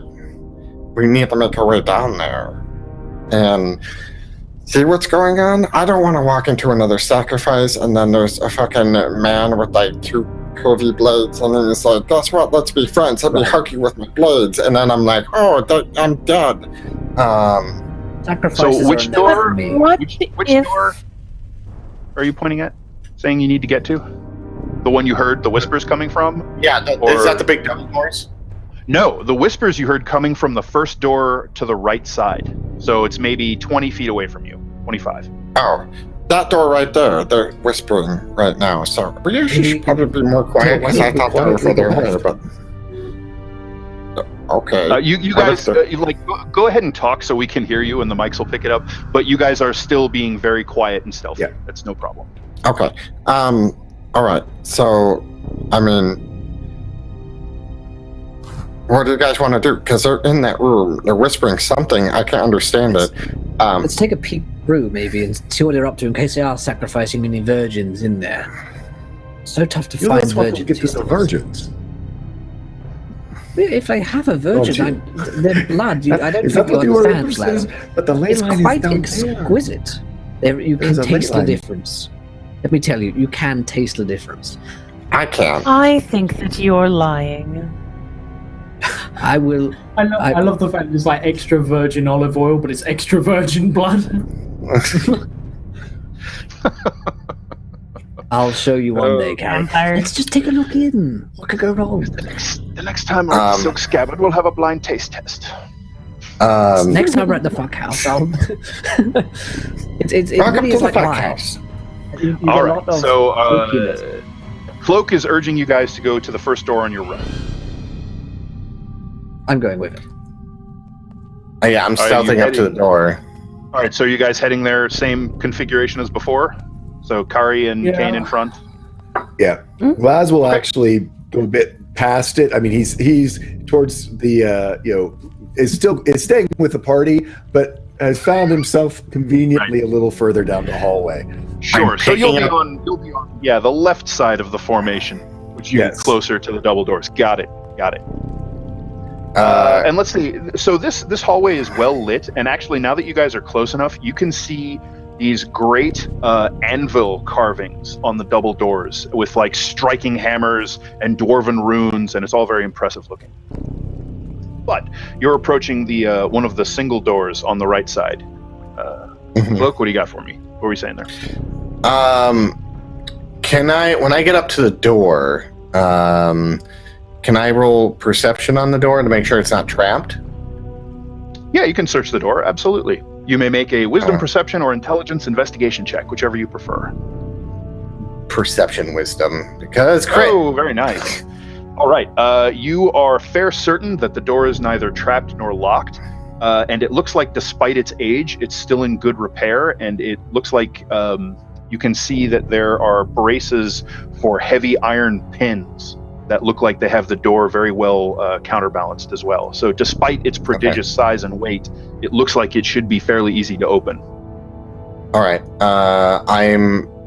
I look at everyone and I'm going to open it now. Okay. Are you guys ready? I'm sorry if you can't hear me. Glaz is taking a rubbing of one of the runes. Oh yes, whatever. All right. So he's taking the rubbing of the device carved into the shield of the warrior statue next to him. And then I'm very quietly opening the door and looking inside. All right. So inside, this room has actually no light inside. So there is some torchlight spilling in from the hallway now. It is a 25-foot square room. On the left side, there is a dais, a raised dais with like 3 steps leading up to it, and it's takes up a good portion of the 25-foot wall.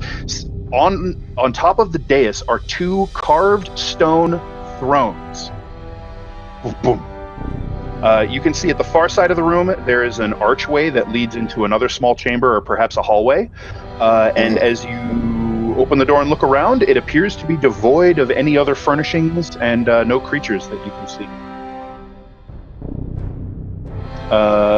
The walls themselves are covered in plaster, and there are frescoes painted on them that have faded with age, but are mostly well protected from the elements by this door. And it depicts dwarven warriors and clearly what look like craftsmen or smiths, and they are presenting these gleaming, glowing, luminous weapons and armor, and like one has a great battle axe and the other has a shield, and they're presenting them to what look like dwarves of a different clan, perhaps. Not, they don't look the same as all of the other craftsmen painted on the frescoes around them. And these paintings all sort of lead toward the thrones. And there's another room off on the other side, you said? Yes. And there's Sort no of more opposite whisper. the thrones. You don't hear any other whispers at the moment. Can I roll perception? For what purpose? What do you? Well, I'm looking in here to see if anything is like trying to hide, because I did hear something in here, so I want to. Sure. There aren't many places someone could be hidden in here, but yeah, you can make a wisdom perception check.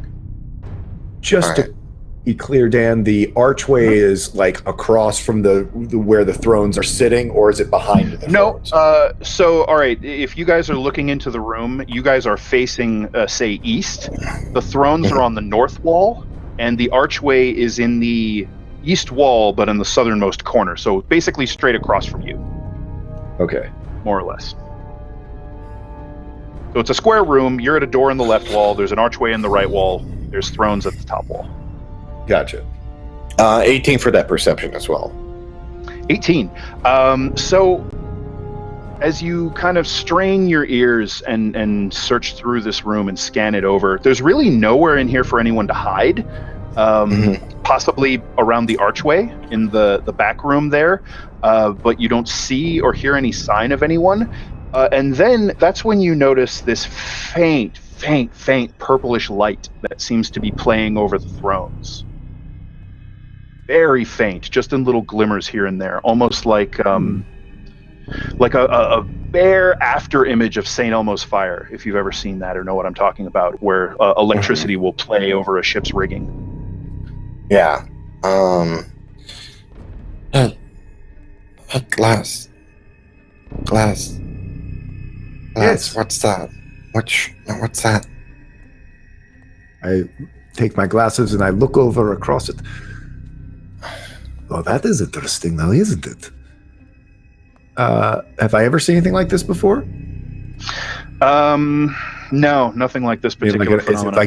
Is it like when that guy disappeared before? Was there this type of after effect, or is it just sort of like charged? No, not similar to that at all. Yeah. So it doesn't seem like it's arcane. It just is some type it's clearly some sort of probably magical phenomenon, but what's the exact cause of it? You have no means of telling right now. It is interesting, though. Perhaps a little investigation to see. Can I approach a little closer, trying to get a better look, or maybe even using feeling out, if this is maybe related to the proximity to the ley lines or the scale that we have? Okay, so you're going to go into the room and check it out. Yeah, what I'm hearing. All right. Yeah. Okay. What's everybody else? What's everybody else doing while Glaz heads into the throne chamber? I mean, I'm next to Glaz and I'm pointing it out, and as soon as he starts stepping in, I'm gonna step in as well. Okay. Everybody else staying out in the hallway or heading in? I'm going to. I'm heading in. I'm going to cover the entire room from the hallway the best I can. Okay, so you're basically going to stay back in the doorway, just covering the room. Kari's heading in. Ryodan, what are you doing? I'll follow Lewin. Seems like fun. Sure. All right. So most of you head in, and as you sort of file into the room, the purplish light glow playing around the edges of the thrones grows just a little bit brighter. And for a second, Kari, you can see the outline of a figure seated in one of the thrones. There is a broad-shouldered, ancient-looking dwarf with lank, long hair and a long beard and mustache with braids and looks like jewels woven into it. There's no color of any sort. It's just this grayish-purple, misty apparition. The rest of you can kind of see it, but it really only resolves in detail for Kari. And he looks up, and his eyes are these two piercing purple pinpricks of light. And he holds out his hand to you, and he says something, but it just comes across as this garbled whisper that all of you hear through the room. I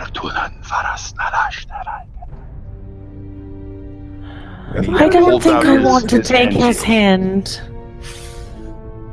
And now you too feel that same feeling that Cloak felt before, this sadness with that edge of anger. So Glaz, looking at these frescoes and looking at them, I believe that he is wanting a magical weapon of some sort, right? See, this is a story it is a story on the wall. Yes, you believe it? I think it is a story on the walls.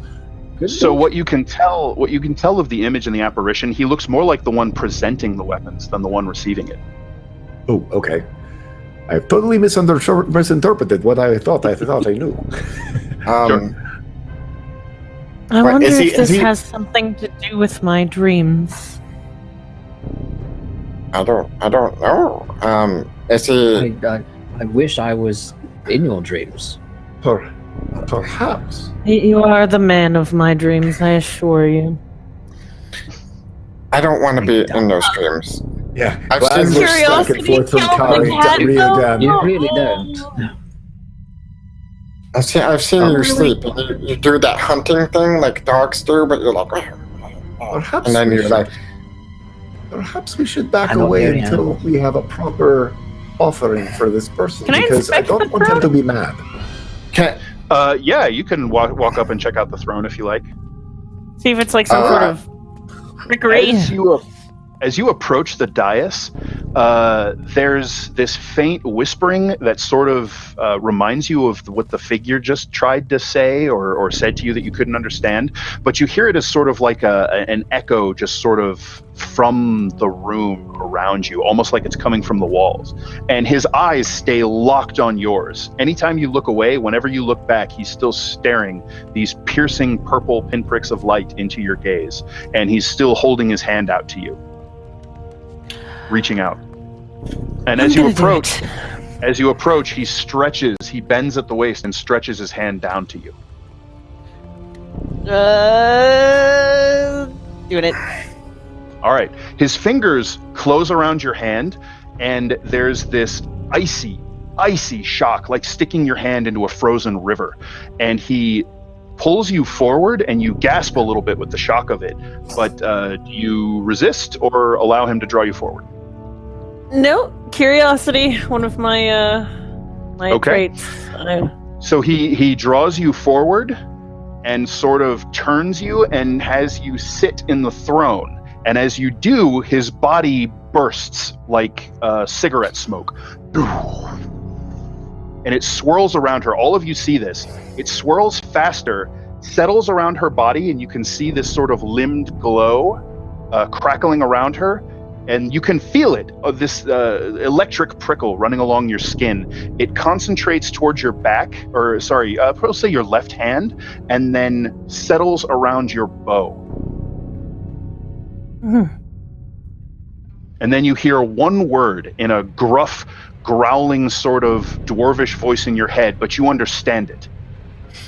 Vengeance. I will hunt for you. And then the light dies. What just happened? That was fascinating. That was intense. Cloak's got a notebook out and he's like writing down shit. He's like, huh. What are you feeling right now? Kari, that Kari is like tingling- completely fucking confused, but trying to go like she knows what's going on. that tingling, prickling feeling you felt all over your skin is now concentrated in your left hand, your palm and fingers, and it's like you ever touch one of those plasma globes with the electricity arcs inside Yeah, it? oh yeah, absolutely. Okay, so it's like your bow is giving your hand that feeling. I totally shoot something. Is there anything I can shoot? Is there like visible change to her bow that we I'll can shoot see? the owl if I have to. The bow tends to glow, crackling with that sort of purple, St. Elmo's fire longest, but it too fades, and the room goes, black. So Glaz points out, now on the wall go, they were the one giving magical weapons, and now your bow is, well, it was doing a thing. Did you see it do the thing? It was doing the thing. Was it not doing the thing? I did the Sorry. thing, but Definitely Kari, if you something. want to target, there are figures painted all over the walls. Any one of them will do. Come here, short Okay, bow, no so she- equipment, action, sorry. She Yeah. draws an arrow and looses it at the wall, and that is a +1. That is a +1 bow. Yes! So the arrow thunks into the plaster of the wall, and there's a faint purplish of light that splashes from the arrow kind of along the walls. And then it fades. oh, that's pretty cool. What? I wonder what's in that back room then. The rest of you, when you see her draw the arrow, her arm that is holding the arrow glows, and you see this ghostly visage of the dwarf king, lord, ghost, whatever, is overlaying her arm. And Oh, then that that looks light really weird. travels along with the arrow, and that's what's splashed against the wall. That looks like so there's this guy we know named Glibberbell.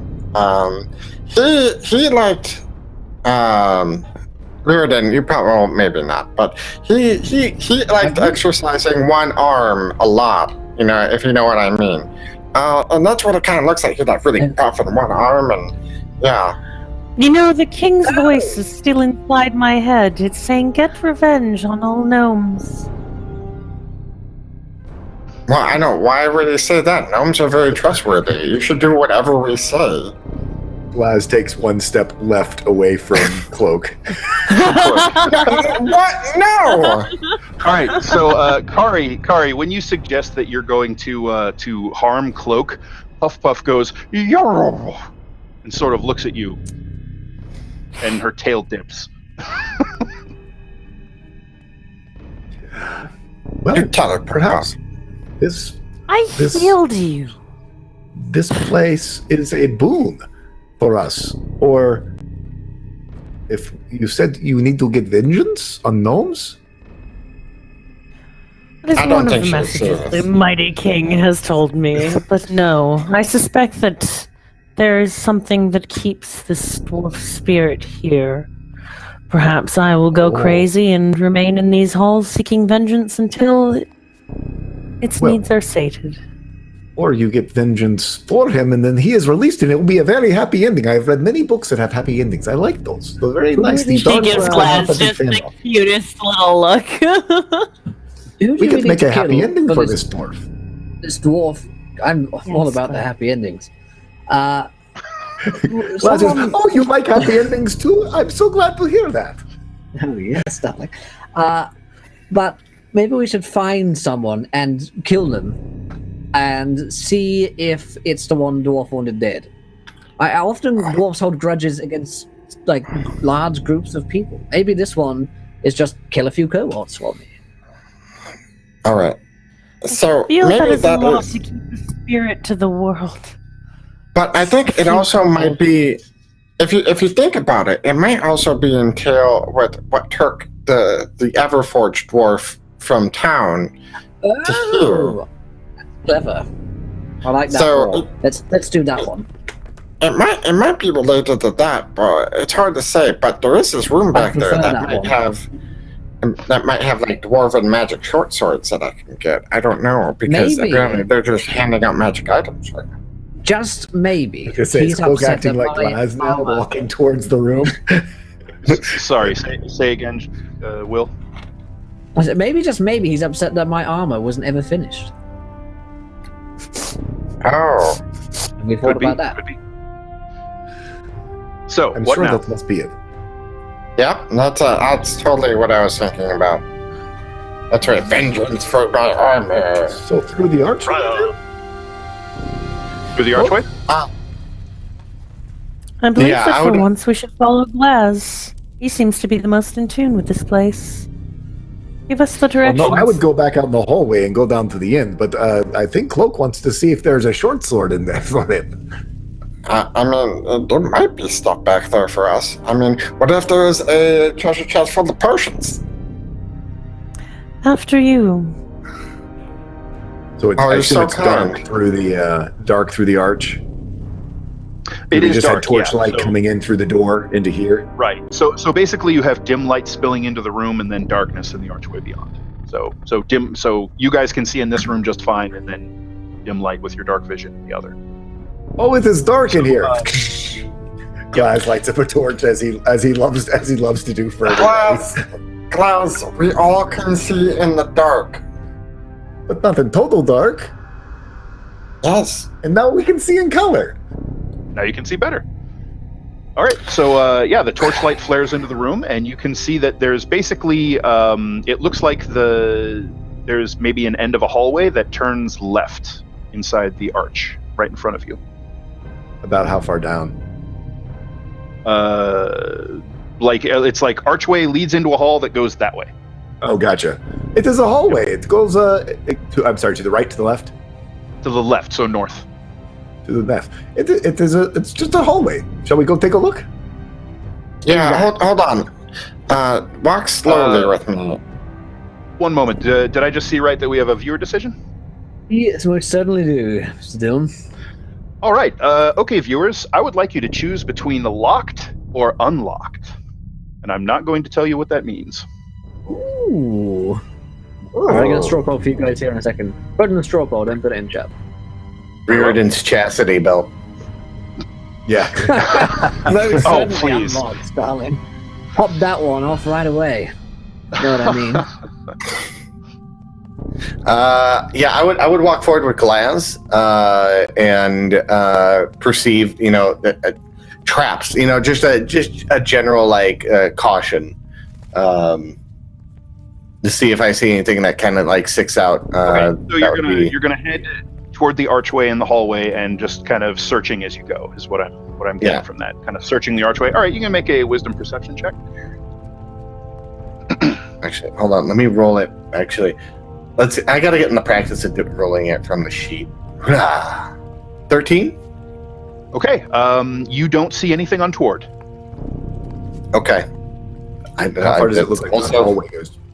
So when you kind of, once he is satisfied with the archway, you check into the hall. Looks like the hall is very short. It only turns about 15 feet up, so it ends up being basically the same total length as the chamber that you just came out of, and then ends at a wall. So No it doors? looks like it's no doors. It looks like it's maybe it's 25 feet long, 10 feet wide. It's less of a hallway than more of sort of like a chamber. Maybe it was once a preparatory or storage room for the throne room behind you. You're not sure. And nothing's stored in here anymore. You don't see anything. There's like maybe little bits of rock and like some dust, perhaps that sort of stuff. But Well, no. that was very anticlimactic. I mean, I know how Riordan likes his climaxes. You do, don't you? I don't think you know what you mean, but yes. okay.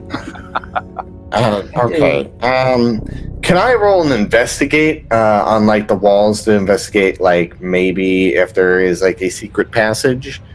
Sure. Okay. You absolutely may do. Let's do this. 15 straight up.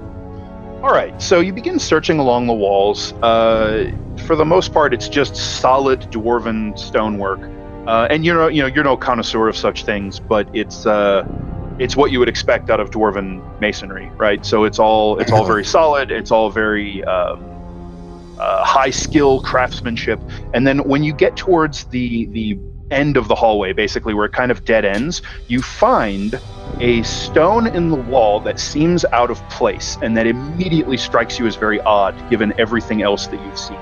The very meticulous order and sort of geometric perfection of the way all of the stones link together. Then there's this thing that has this weird, like almost like they had to cut a triangular stone to fill a gap that where this other stone in the wall didn't fit right. I'm fucking with that stone. I was like, hey, Klaus, look at this thing. and I'm like pushing it So and pulling it. You press it, and it pops about 1.5 inches into the wall, and then the wall section to your left slides out a little bit and swings on a hinge. And there's a little puff of dust. Glass. That was cool. That is super cool. Let's go. They're all missing out on this right now. Except Riordan's back behind us. Wait, where's... I would have been following you to the for sure. If I just got a magical bow, I want to see what the fuck is in the next room too. Everybody's following along. All right, so the one thing you will notice is that light spills around the edges of this secret door as it pops just slightly ajar. Okay. I peek inside. Okay, let's see. Why don't you, yeah, let's do this. So you can see another sort of long, wide hallway. You poke it open just enough so you can squish your mask up to there and get a peek out. It looks like another long hallway. This one is perhaps 30 or 35 feet long before it ends in another wall, much like the one you're sort of peeking out of right now. About halfway down the wall, you can see another one of those arched doorways to the left.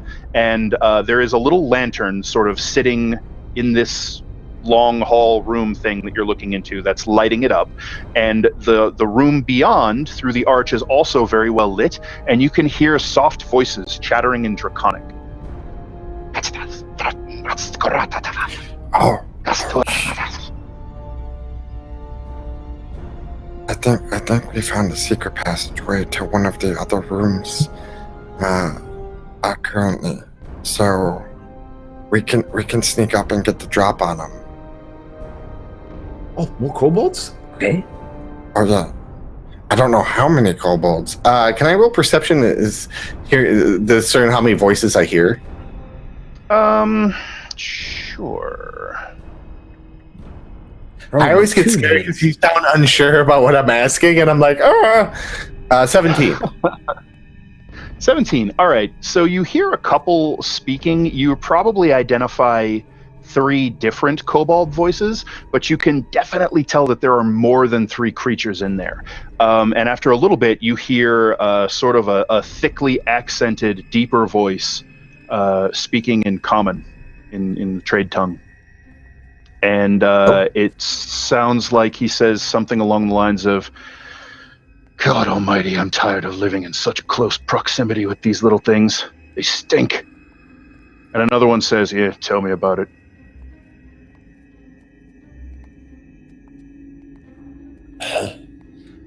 I turn around to everyone, and I was like, so basically, there's two of them.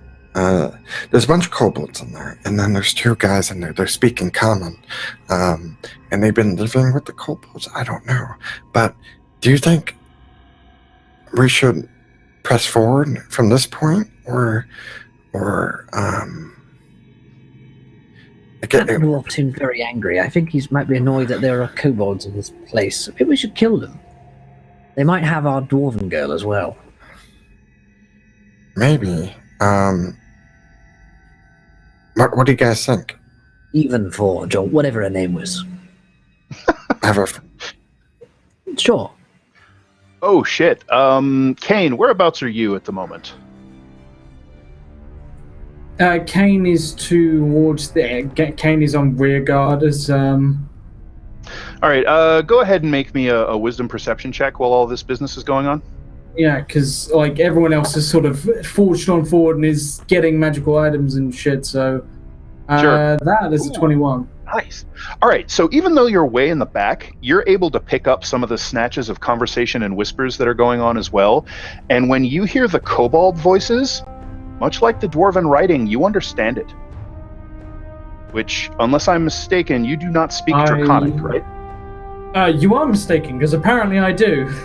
Oh well. No, Never I'm mind. kidding. No. Well then, Dan, what do you think about that? No, you actually are you actually don't speak Draconic. I'm fucking with you. No, yeah, but So, as these chattering, kind of grating reptilian voices filter back through the tunnel to you, you can understand the meaning behind these strange words, and it's like these goblins are just chattering together, talking about how stupid the humans are, but at least they're bigger, so they'll probably eat more of the arrows first. Okay.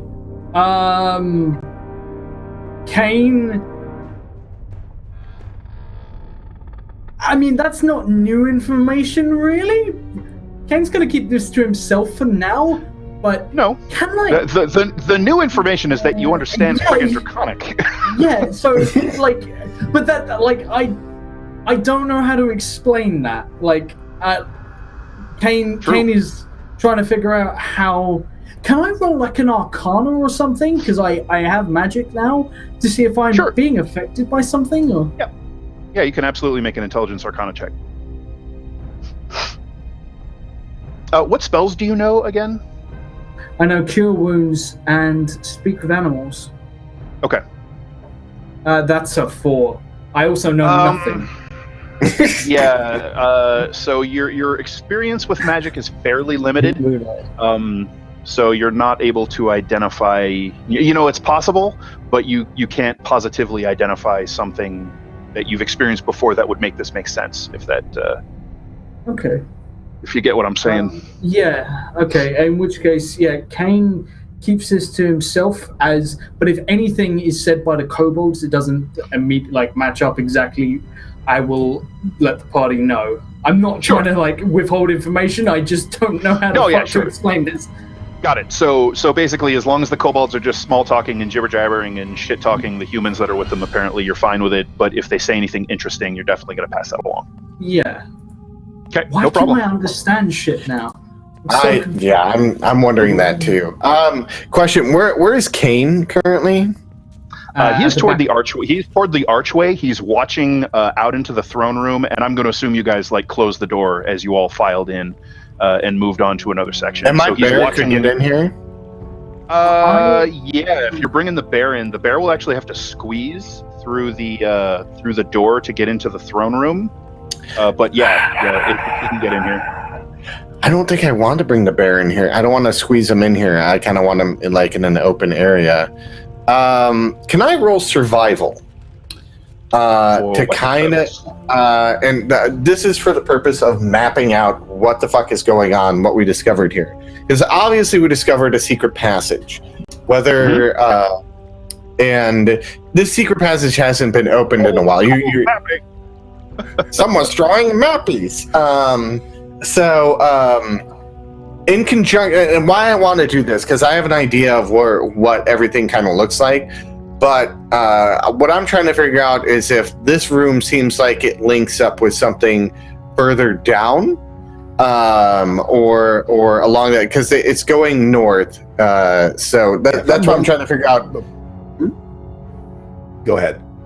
I'll see if Dan answers. I'll try to answer. Okay, well, I can tell you, like, you don't even need a check to know that. So basically, you're in another one of those long, straight hallways, right? Sort of like the one you're in right now. And as far as you can tell, it like the previous one, dead ends.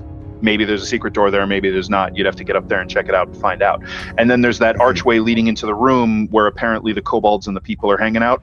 That you gauge that roughly matches up with the next door in the sequence on this side of the hallway. So you think that, you found a secret passage between this room into the next section. Okay. I would go up to Kane and be like, "Hey, King. So, do you want to take Fluff and stuff and yourself, and do you want to do a flanking maneuver? Because I think we found the back entrance to the cave over here, and then to the next door over, and we could take out a group of them and cause some confusion." Kane just makes like a cutting gesture, like scissors. Pincers. Yeah, and nods. Okay. I turn to the bear and like grab the bear in like almost like a scrum kind of, like I put my arm, like my hand on its flank and just sort of press my my nose against its snout, making it clear who's in charge here. All right. It seems like the bear. I mean, it's a bear. It's difficult to read what it's thinking beyond, food, fight, that sort of thing. Yeah. But it once again just kind of meets you gaze for gaze and seems at ease with your presence, at least. Okay, that's good. Like, if you try to like head off toward the door and maybe like tug on it to follow, it'll come along. Oh yeah, absolutely. Like he will wait like a moment. If the bear doesn't follow, like I will come over. No, and you give it a tug and it comes along with you. It kind of gives a big bear nostril snuffle at Cloak's neck, and then follows. I pet him. It's okay. Eat the kobolds. And then I run off, and I go up to Glass and I was like, "Glass, do you have any spells that are good for like an area, like a room? Let's say like a common one that I know that some wizards knew in Neheim. They need Fireball, which is really destructive. I don't know if you know Fireball. If you do, that'd be great because we can kill a lot of them. But do you have anything that will hit like a group of them? I think you're having me confused with someone who's been studying for quite a bit longer. However, I do have a fun little thing that will hit multiple people. It's okay. That's what I'm looking for. I can hold my own. Okay, no, that's what we're gonna surprise these guys. So we have to be sneaky. So are you ready to do this? Okay. I can do this. Always ready. Are we going to do this? Yeah. Are we going to do this with 15 minutes left? So what is the plan here? It sounds like you're going to send Kane and the bear into the hallway to go to the door, and you guys are going to sneak in through the secret door and try and pincer maneuver whoever's in that room. Into the room from the opposite direction. If we've done our mapping correctly. The pincer maneuver, and this is a thing between Kane and Cloak, is that Cloak goes in, makes a huge commotion, and then Kane quietly walks in and starts, as everyone's paying attention to Cloak, and he just starts there. And then Kane and the bear go up behind them. Got it. Yeah. Because Okay, interestingly, the bears are actually really quite sneaky. Like, I don't know if it's reflected in D&D stats, but bears are very good at stalking prey. I mean, they're not particularly bad or good at stealth, but with the you guys have been doing well in your stealth rolls, so why don't you all give me another group stealth check, and let's see how well you can sneak up on these poor bastards. Let's do that. Stealth. I rolled a 20, but it's not showing up. You are not at disadvantage. disadvantage. You're not at disadvantage anymore because you're wearing your Dirty 20. heavy armor. Dirty 20, nice. 7. Sneaky 7. Filthy 20. 7. About that wonderful plan where you're the distraction and I'm quiet. I'm in that one, so I think I trump you. Okay, so we had, where are we at here? Glaz, you had a 12, Cloak, you had a 15. What was Riodan's? 20? Dirty 20. A dirty 20. All right. Okay, so then you guys are going to sort of rush in from the secret hallway and try and get their attention so Riodan and the bear can come in from the hallway. Then I'm going to give, I'm sorry, Kane and the bear. I'm going to give Kane and the bear advantage because of that. Oh, fantastic. I will, as I am. Ooh. Oh no! That's double that one. Twice? Snake eyes. I can't make this shit up. All right. Fortunately, I think thanks to the bear's excellent stealth check and the distraction, this actually might work in your favor, believe it or not. All right, so this is what's going to happen as you guys burst in through the essentially the back door. You come around the archway, and there are basically two of these smaller room sections that are essentially empty. Anything of interest in them is long gone, and it looks like there are some like piles of rubble sort of set up in the room. So this chamber is like 3 long, thin chambers linked by archways, and you're coming out in the backmost one.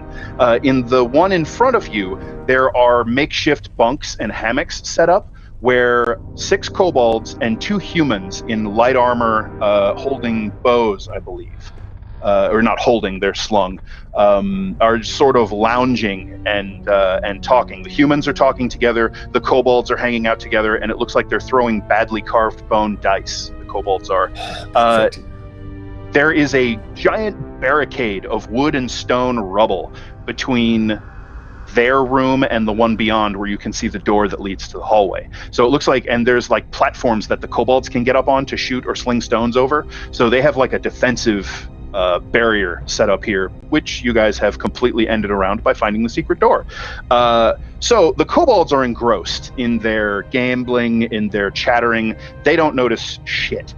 However, the 2 humans, they sort of prick their ears up and spin around and are immediately going for their weapons and calling a warning. The kobolds have no idea what's going on. So you've surprised half of these people. Let's roll some initiative and see how quickly you can crank through them. Yeah.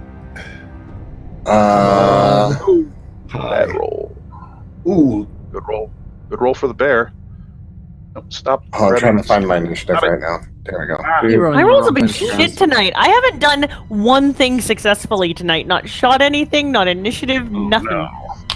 Oh no. No. All right, Oh, so Dan's got a 17. Oh no. And a 20. Oh no. We had a surprise. 25 to 20. Yeah, I got 20. 20 Kane is the goddamn. 21 is who?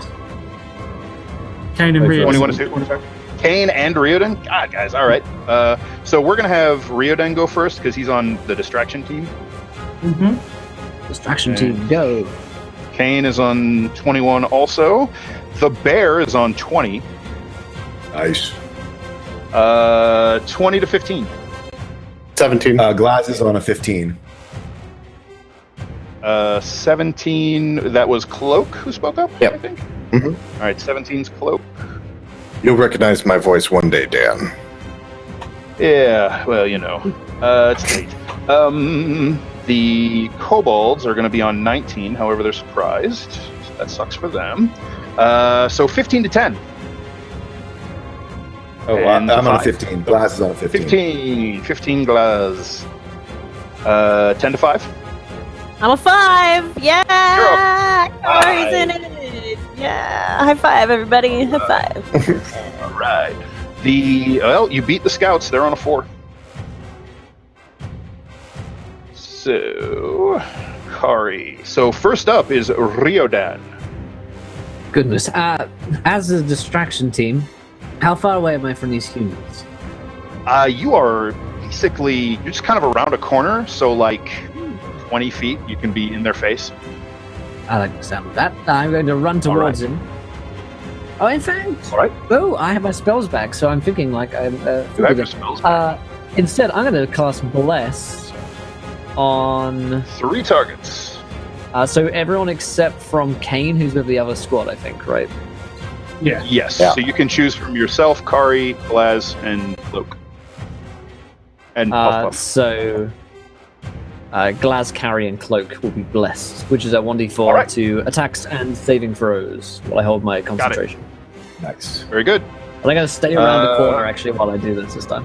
All right, so he whispers a prayer to the Red Maiden, and you, the 3 of you who are affected by it, feel your heart begin to pound, and your blood runs hot with this sort of adrenaline rush.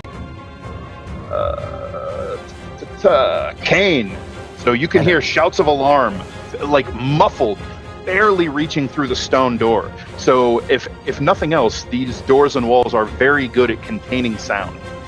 Okay, I'm gonna actually wait until the bear goes through the door. I'm gonna gesture for the bear to like move in. Because so the bear you will take can- it the fuck off its hinges, and I'm gonna So you knock could- an arrow. All right, so you could pull the door. You're just going to send the bear in, let him open the door. Yeah. Oh yeah, the bear opens All right. the door. So do you want to? Essentially, you're going to ready a shot for when the bear opens the door. You're going to shoot somebody. Yeah, absolutely. No problem. I'm gonna So- aim for the humans specifically. So that would be the bear. The bear growls, throws its head down into the door, which easily swings open against its force, and just like squeezes itself, and you can hear its claws screeching on the stone, and it just forces its massive shoulders through this little door, and it's like hasn't quite worked up to a roar yet, but it's growling and kind of ramping up to it. As its back paws scramble it into the room, it charges forward and just like vaults up on top of this this barricade, and is going to strike at 2 of the kobolds from there, like up on top of it. Where'd my d20 go? There it is. So that is only a 10, I think. So I don't believe that will hit. However, the claw will absolutely hit and tear the kobold's back down to the bone. And it spins to the floor in a twitching, bleeding heap. So that's going to be your readied action will now trigger, as you can see targets flailing around in the next room over. Fantastic. I'm gonna step up to the doorway, take aim at one of the guards, and I'm gonna shoot him So you're down. going to try and hit. From here, really, all you can see, thanks to the bear ass and the barricade, is you can see one of the humans. He's got some cover, though. Bless you. I'm gonna go for the human. It's gonna make. Oh no, wait, that's the wrong thing. Why do I have a longsword? What the fuck? I don't have a longsword. Okay, sorry, my longbow. Make a longbow attack. That's a 22. Cover be damned. Give me some damage. Welcome. And Welcome. I'm going to miss him. for 10 piercing damage. 10. Ugh. So he is well and goodly bloodied. You catch him in the side, and he gasps, and a little fleck of blood spatters out of his lips as the arrow has pierced something important. So he is not looking good. 10 damage, that sucks. Ridden Cane, Bear, Kobold, surprised. They kind of like drop their dice and... Cloak, your turn. Do I see the one cane shot? Oh, yeah. So I'm running up to him as he's like getting shot by the arrow, and I'm coming from the other side and stabbing him.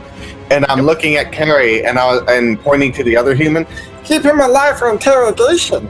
And then very happily, as I'm attempting to stab up into this man, does 23 hit? All right. That's also with a D4. So that is 7 damage. He's spun back and off his balance, and you sort of jump up on him and drive your short sword. You flip it around reverse grip and run it down past his collarbone into his heart and just sort of ride him down to the floor. Keep the other one alive! You rip it out. I'm like riding him. Yeah. You rip your sword free, and a huge gout of blood just spatters the wall and his friend next to him. So that's Cloak. Puff Puff is going to vanish in a golden shimmer, appear behind the other human, so on the other side of Cloak, and bite at his hamstring. Oh, she gets him.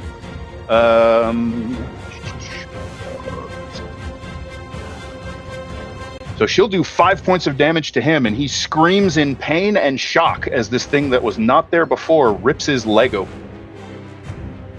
That is going to be Glaz. Cool. So Glaz, let me check this. Let's see if this works. Perfect for a 12. Glaz, that's my check for ley line, for channeling so my you're ley channeling lines. the ley line.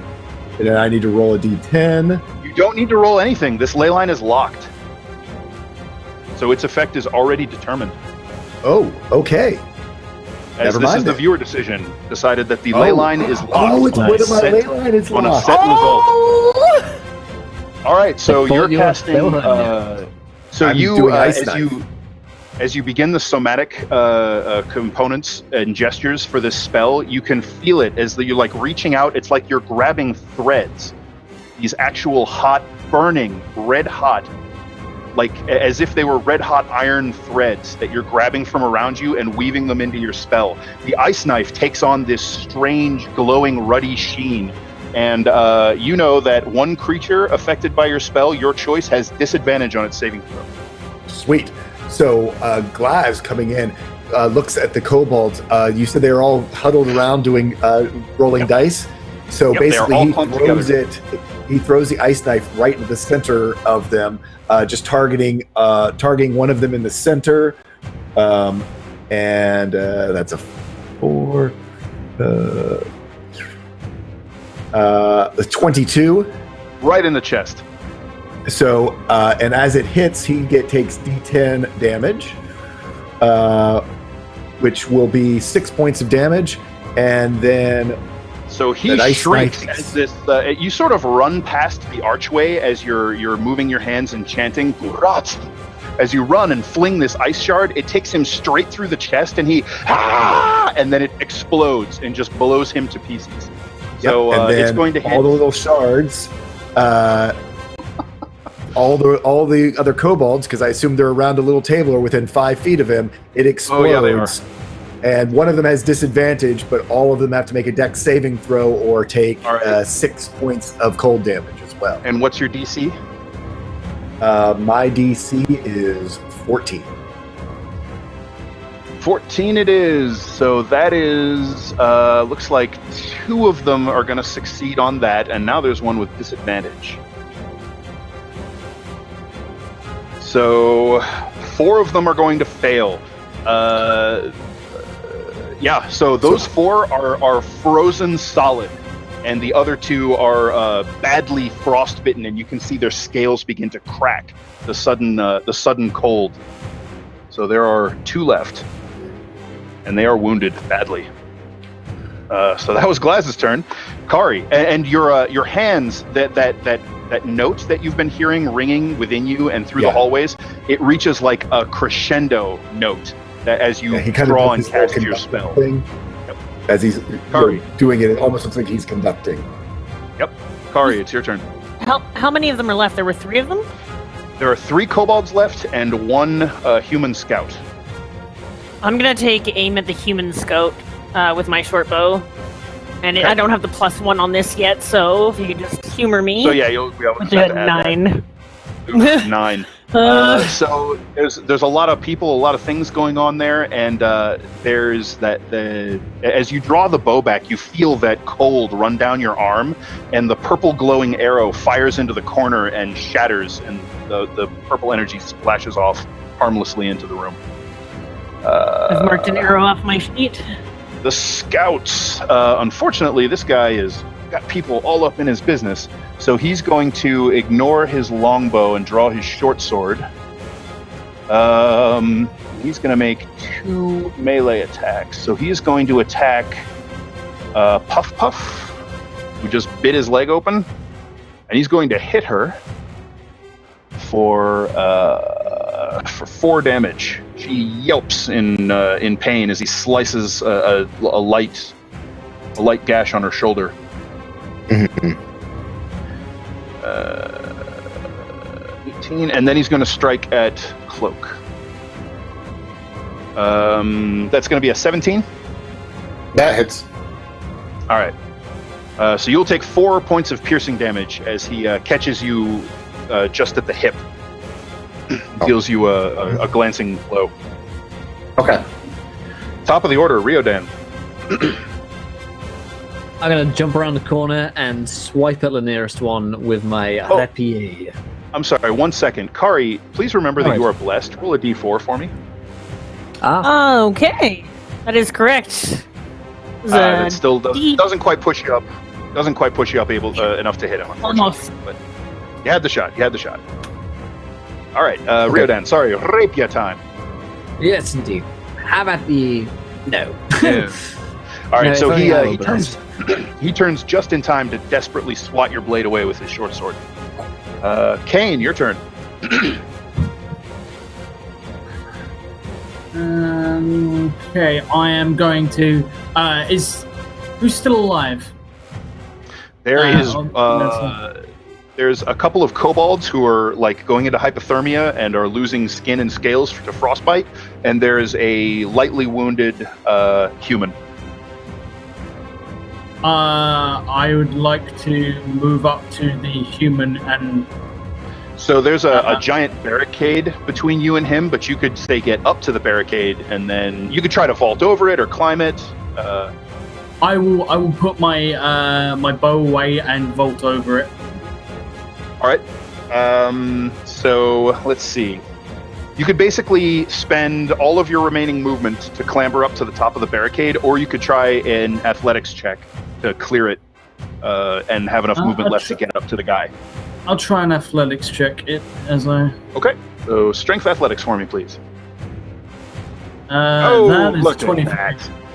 All right. So Kane comes running in, and since you're planning on drawing a melee weapon, right? Yeah. All right, so you'll probably keep your bow in your left hand since you can't stow and draw one, or you'd have to drop it. He basically plants his hand on the barricade and just vaults up and over it, almost parkour style, lands and whips his blade out of its sheath, and you may attack. I'm going to attack this guy, and I'm going to do it intending not to kill him. That's fine. So, this would be a... What the ever-living fuck? Apparently I have an antimatter rifle. What is going on with my sheet? What are you adding in here? I'm just giving myself the antimatter rifle. That dwarf really gave us a lot of stuff. That's sitting around with the fancy all right. I'm just saying, I think an antimatter rifle is a bigger donation threshold. Yeah.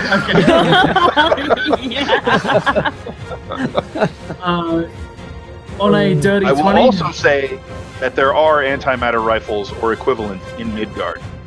So, all right. Oh, really? Yeah, we'll get to that. We'll get to that later. Don't worry about that now. Dirty 20 will absolutely hit this poor bastard. I'm worried about it. I'm not gonna lie. 8 damage. Oof.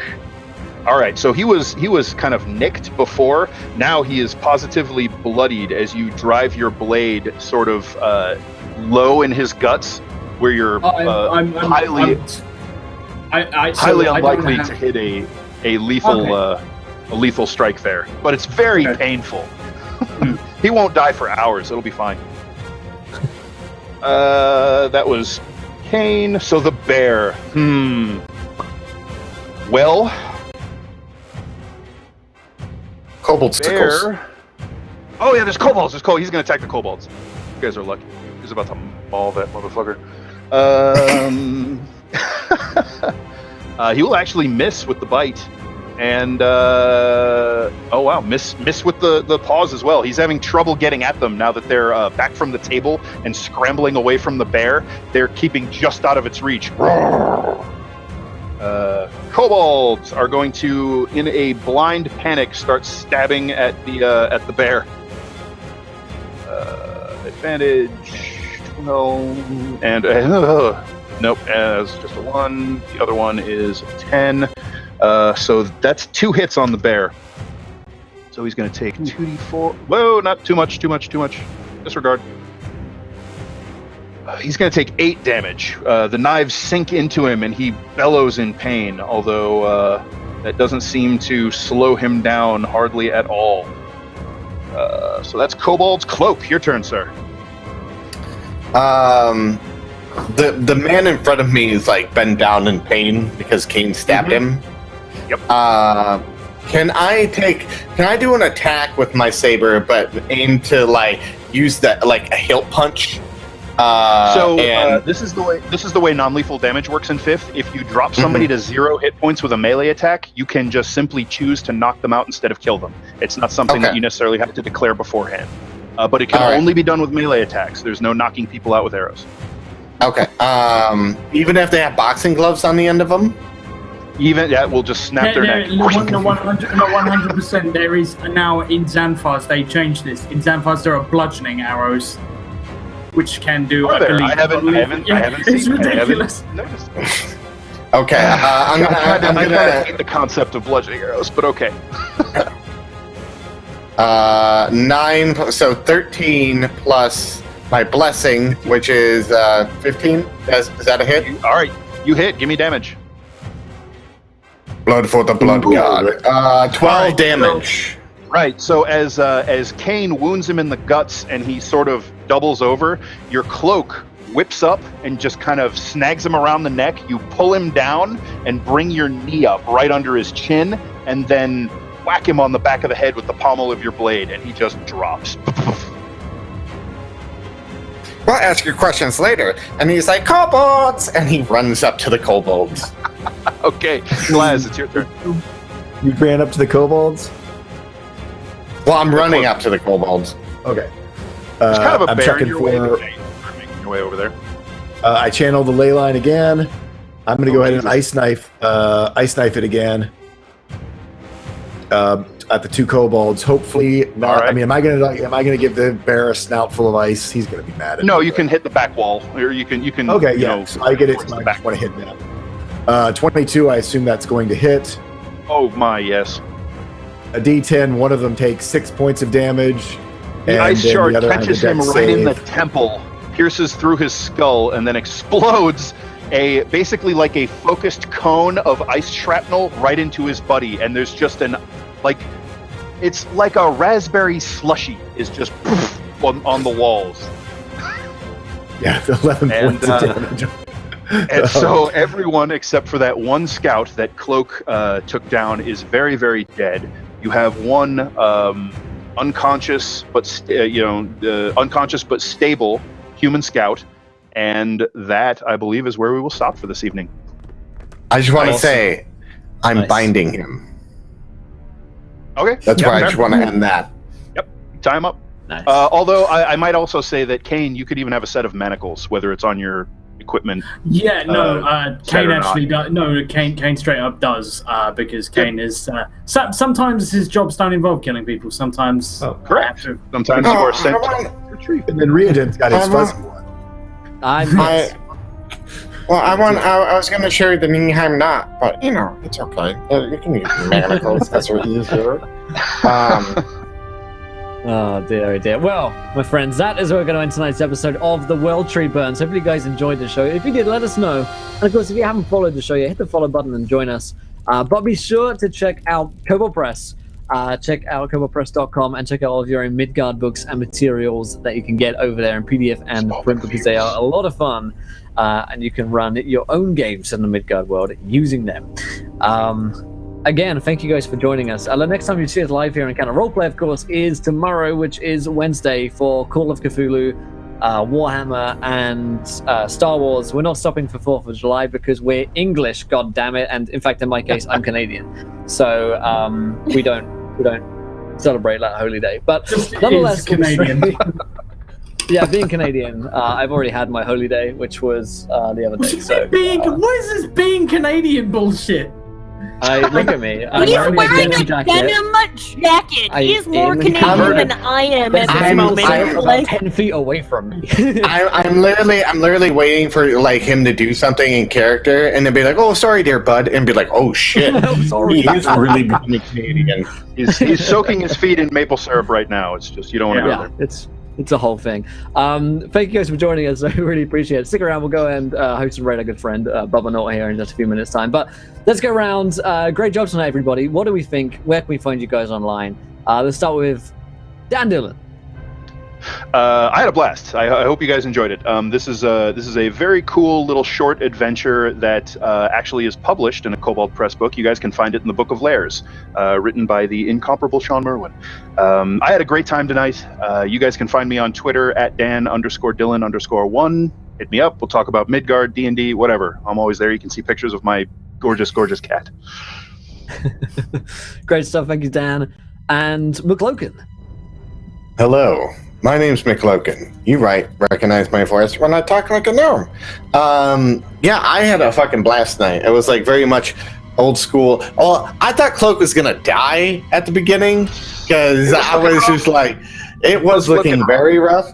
Yeah, and I was just like, oh, damn. But it turned into a fantastic dungeon crawl where I found a secret. I love finding secret doors in games, and I love the little nerd out. And luckily investigation, there's no bonuses to that. Like, I was just like straight up, what I get is what I get. I don't know if I got it perfect, or 15 is a pretty decent roll in 5e. So It is indeed. yeah, but you guys can find me on Twitter at McLoken.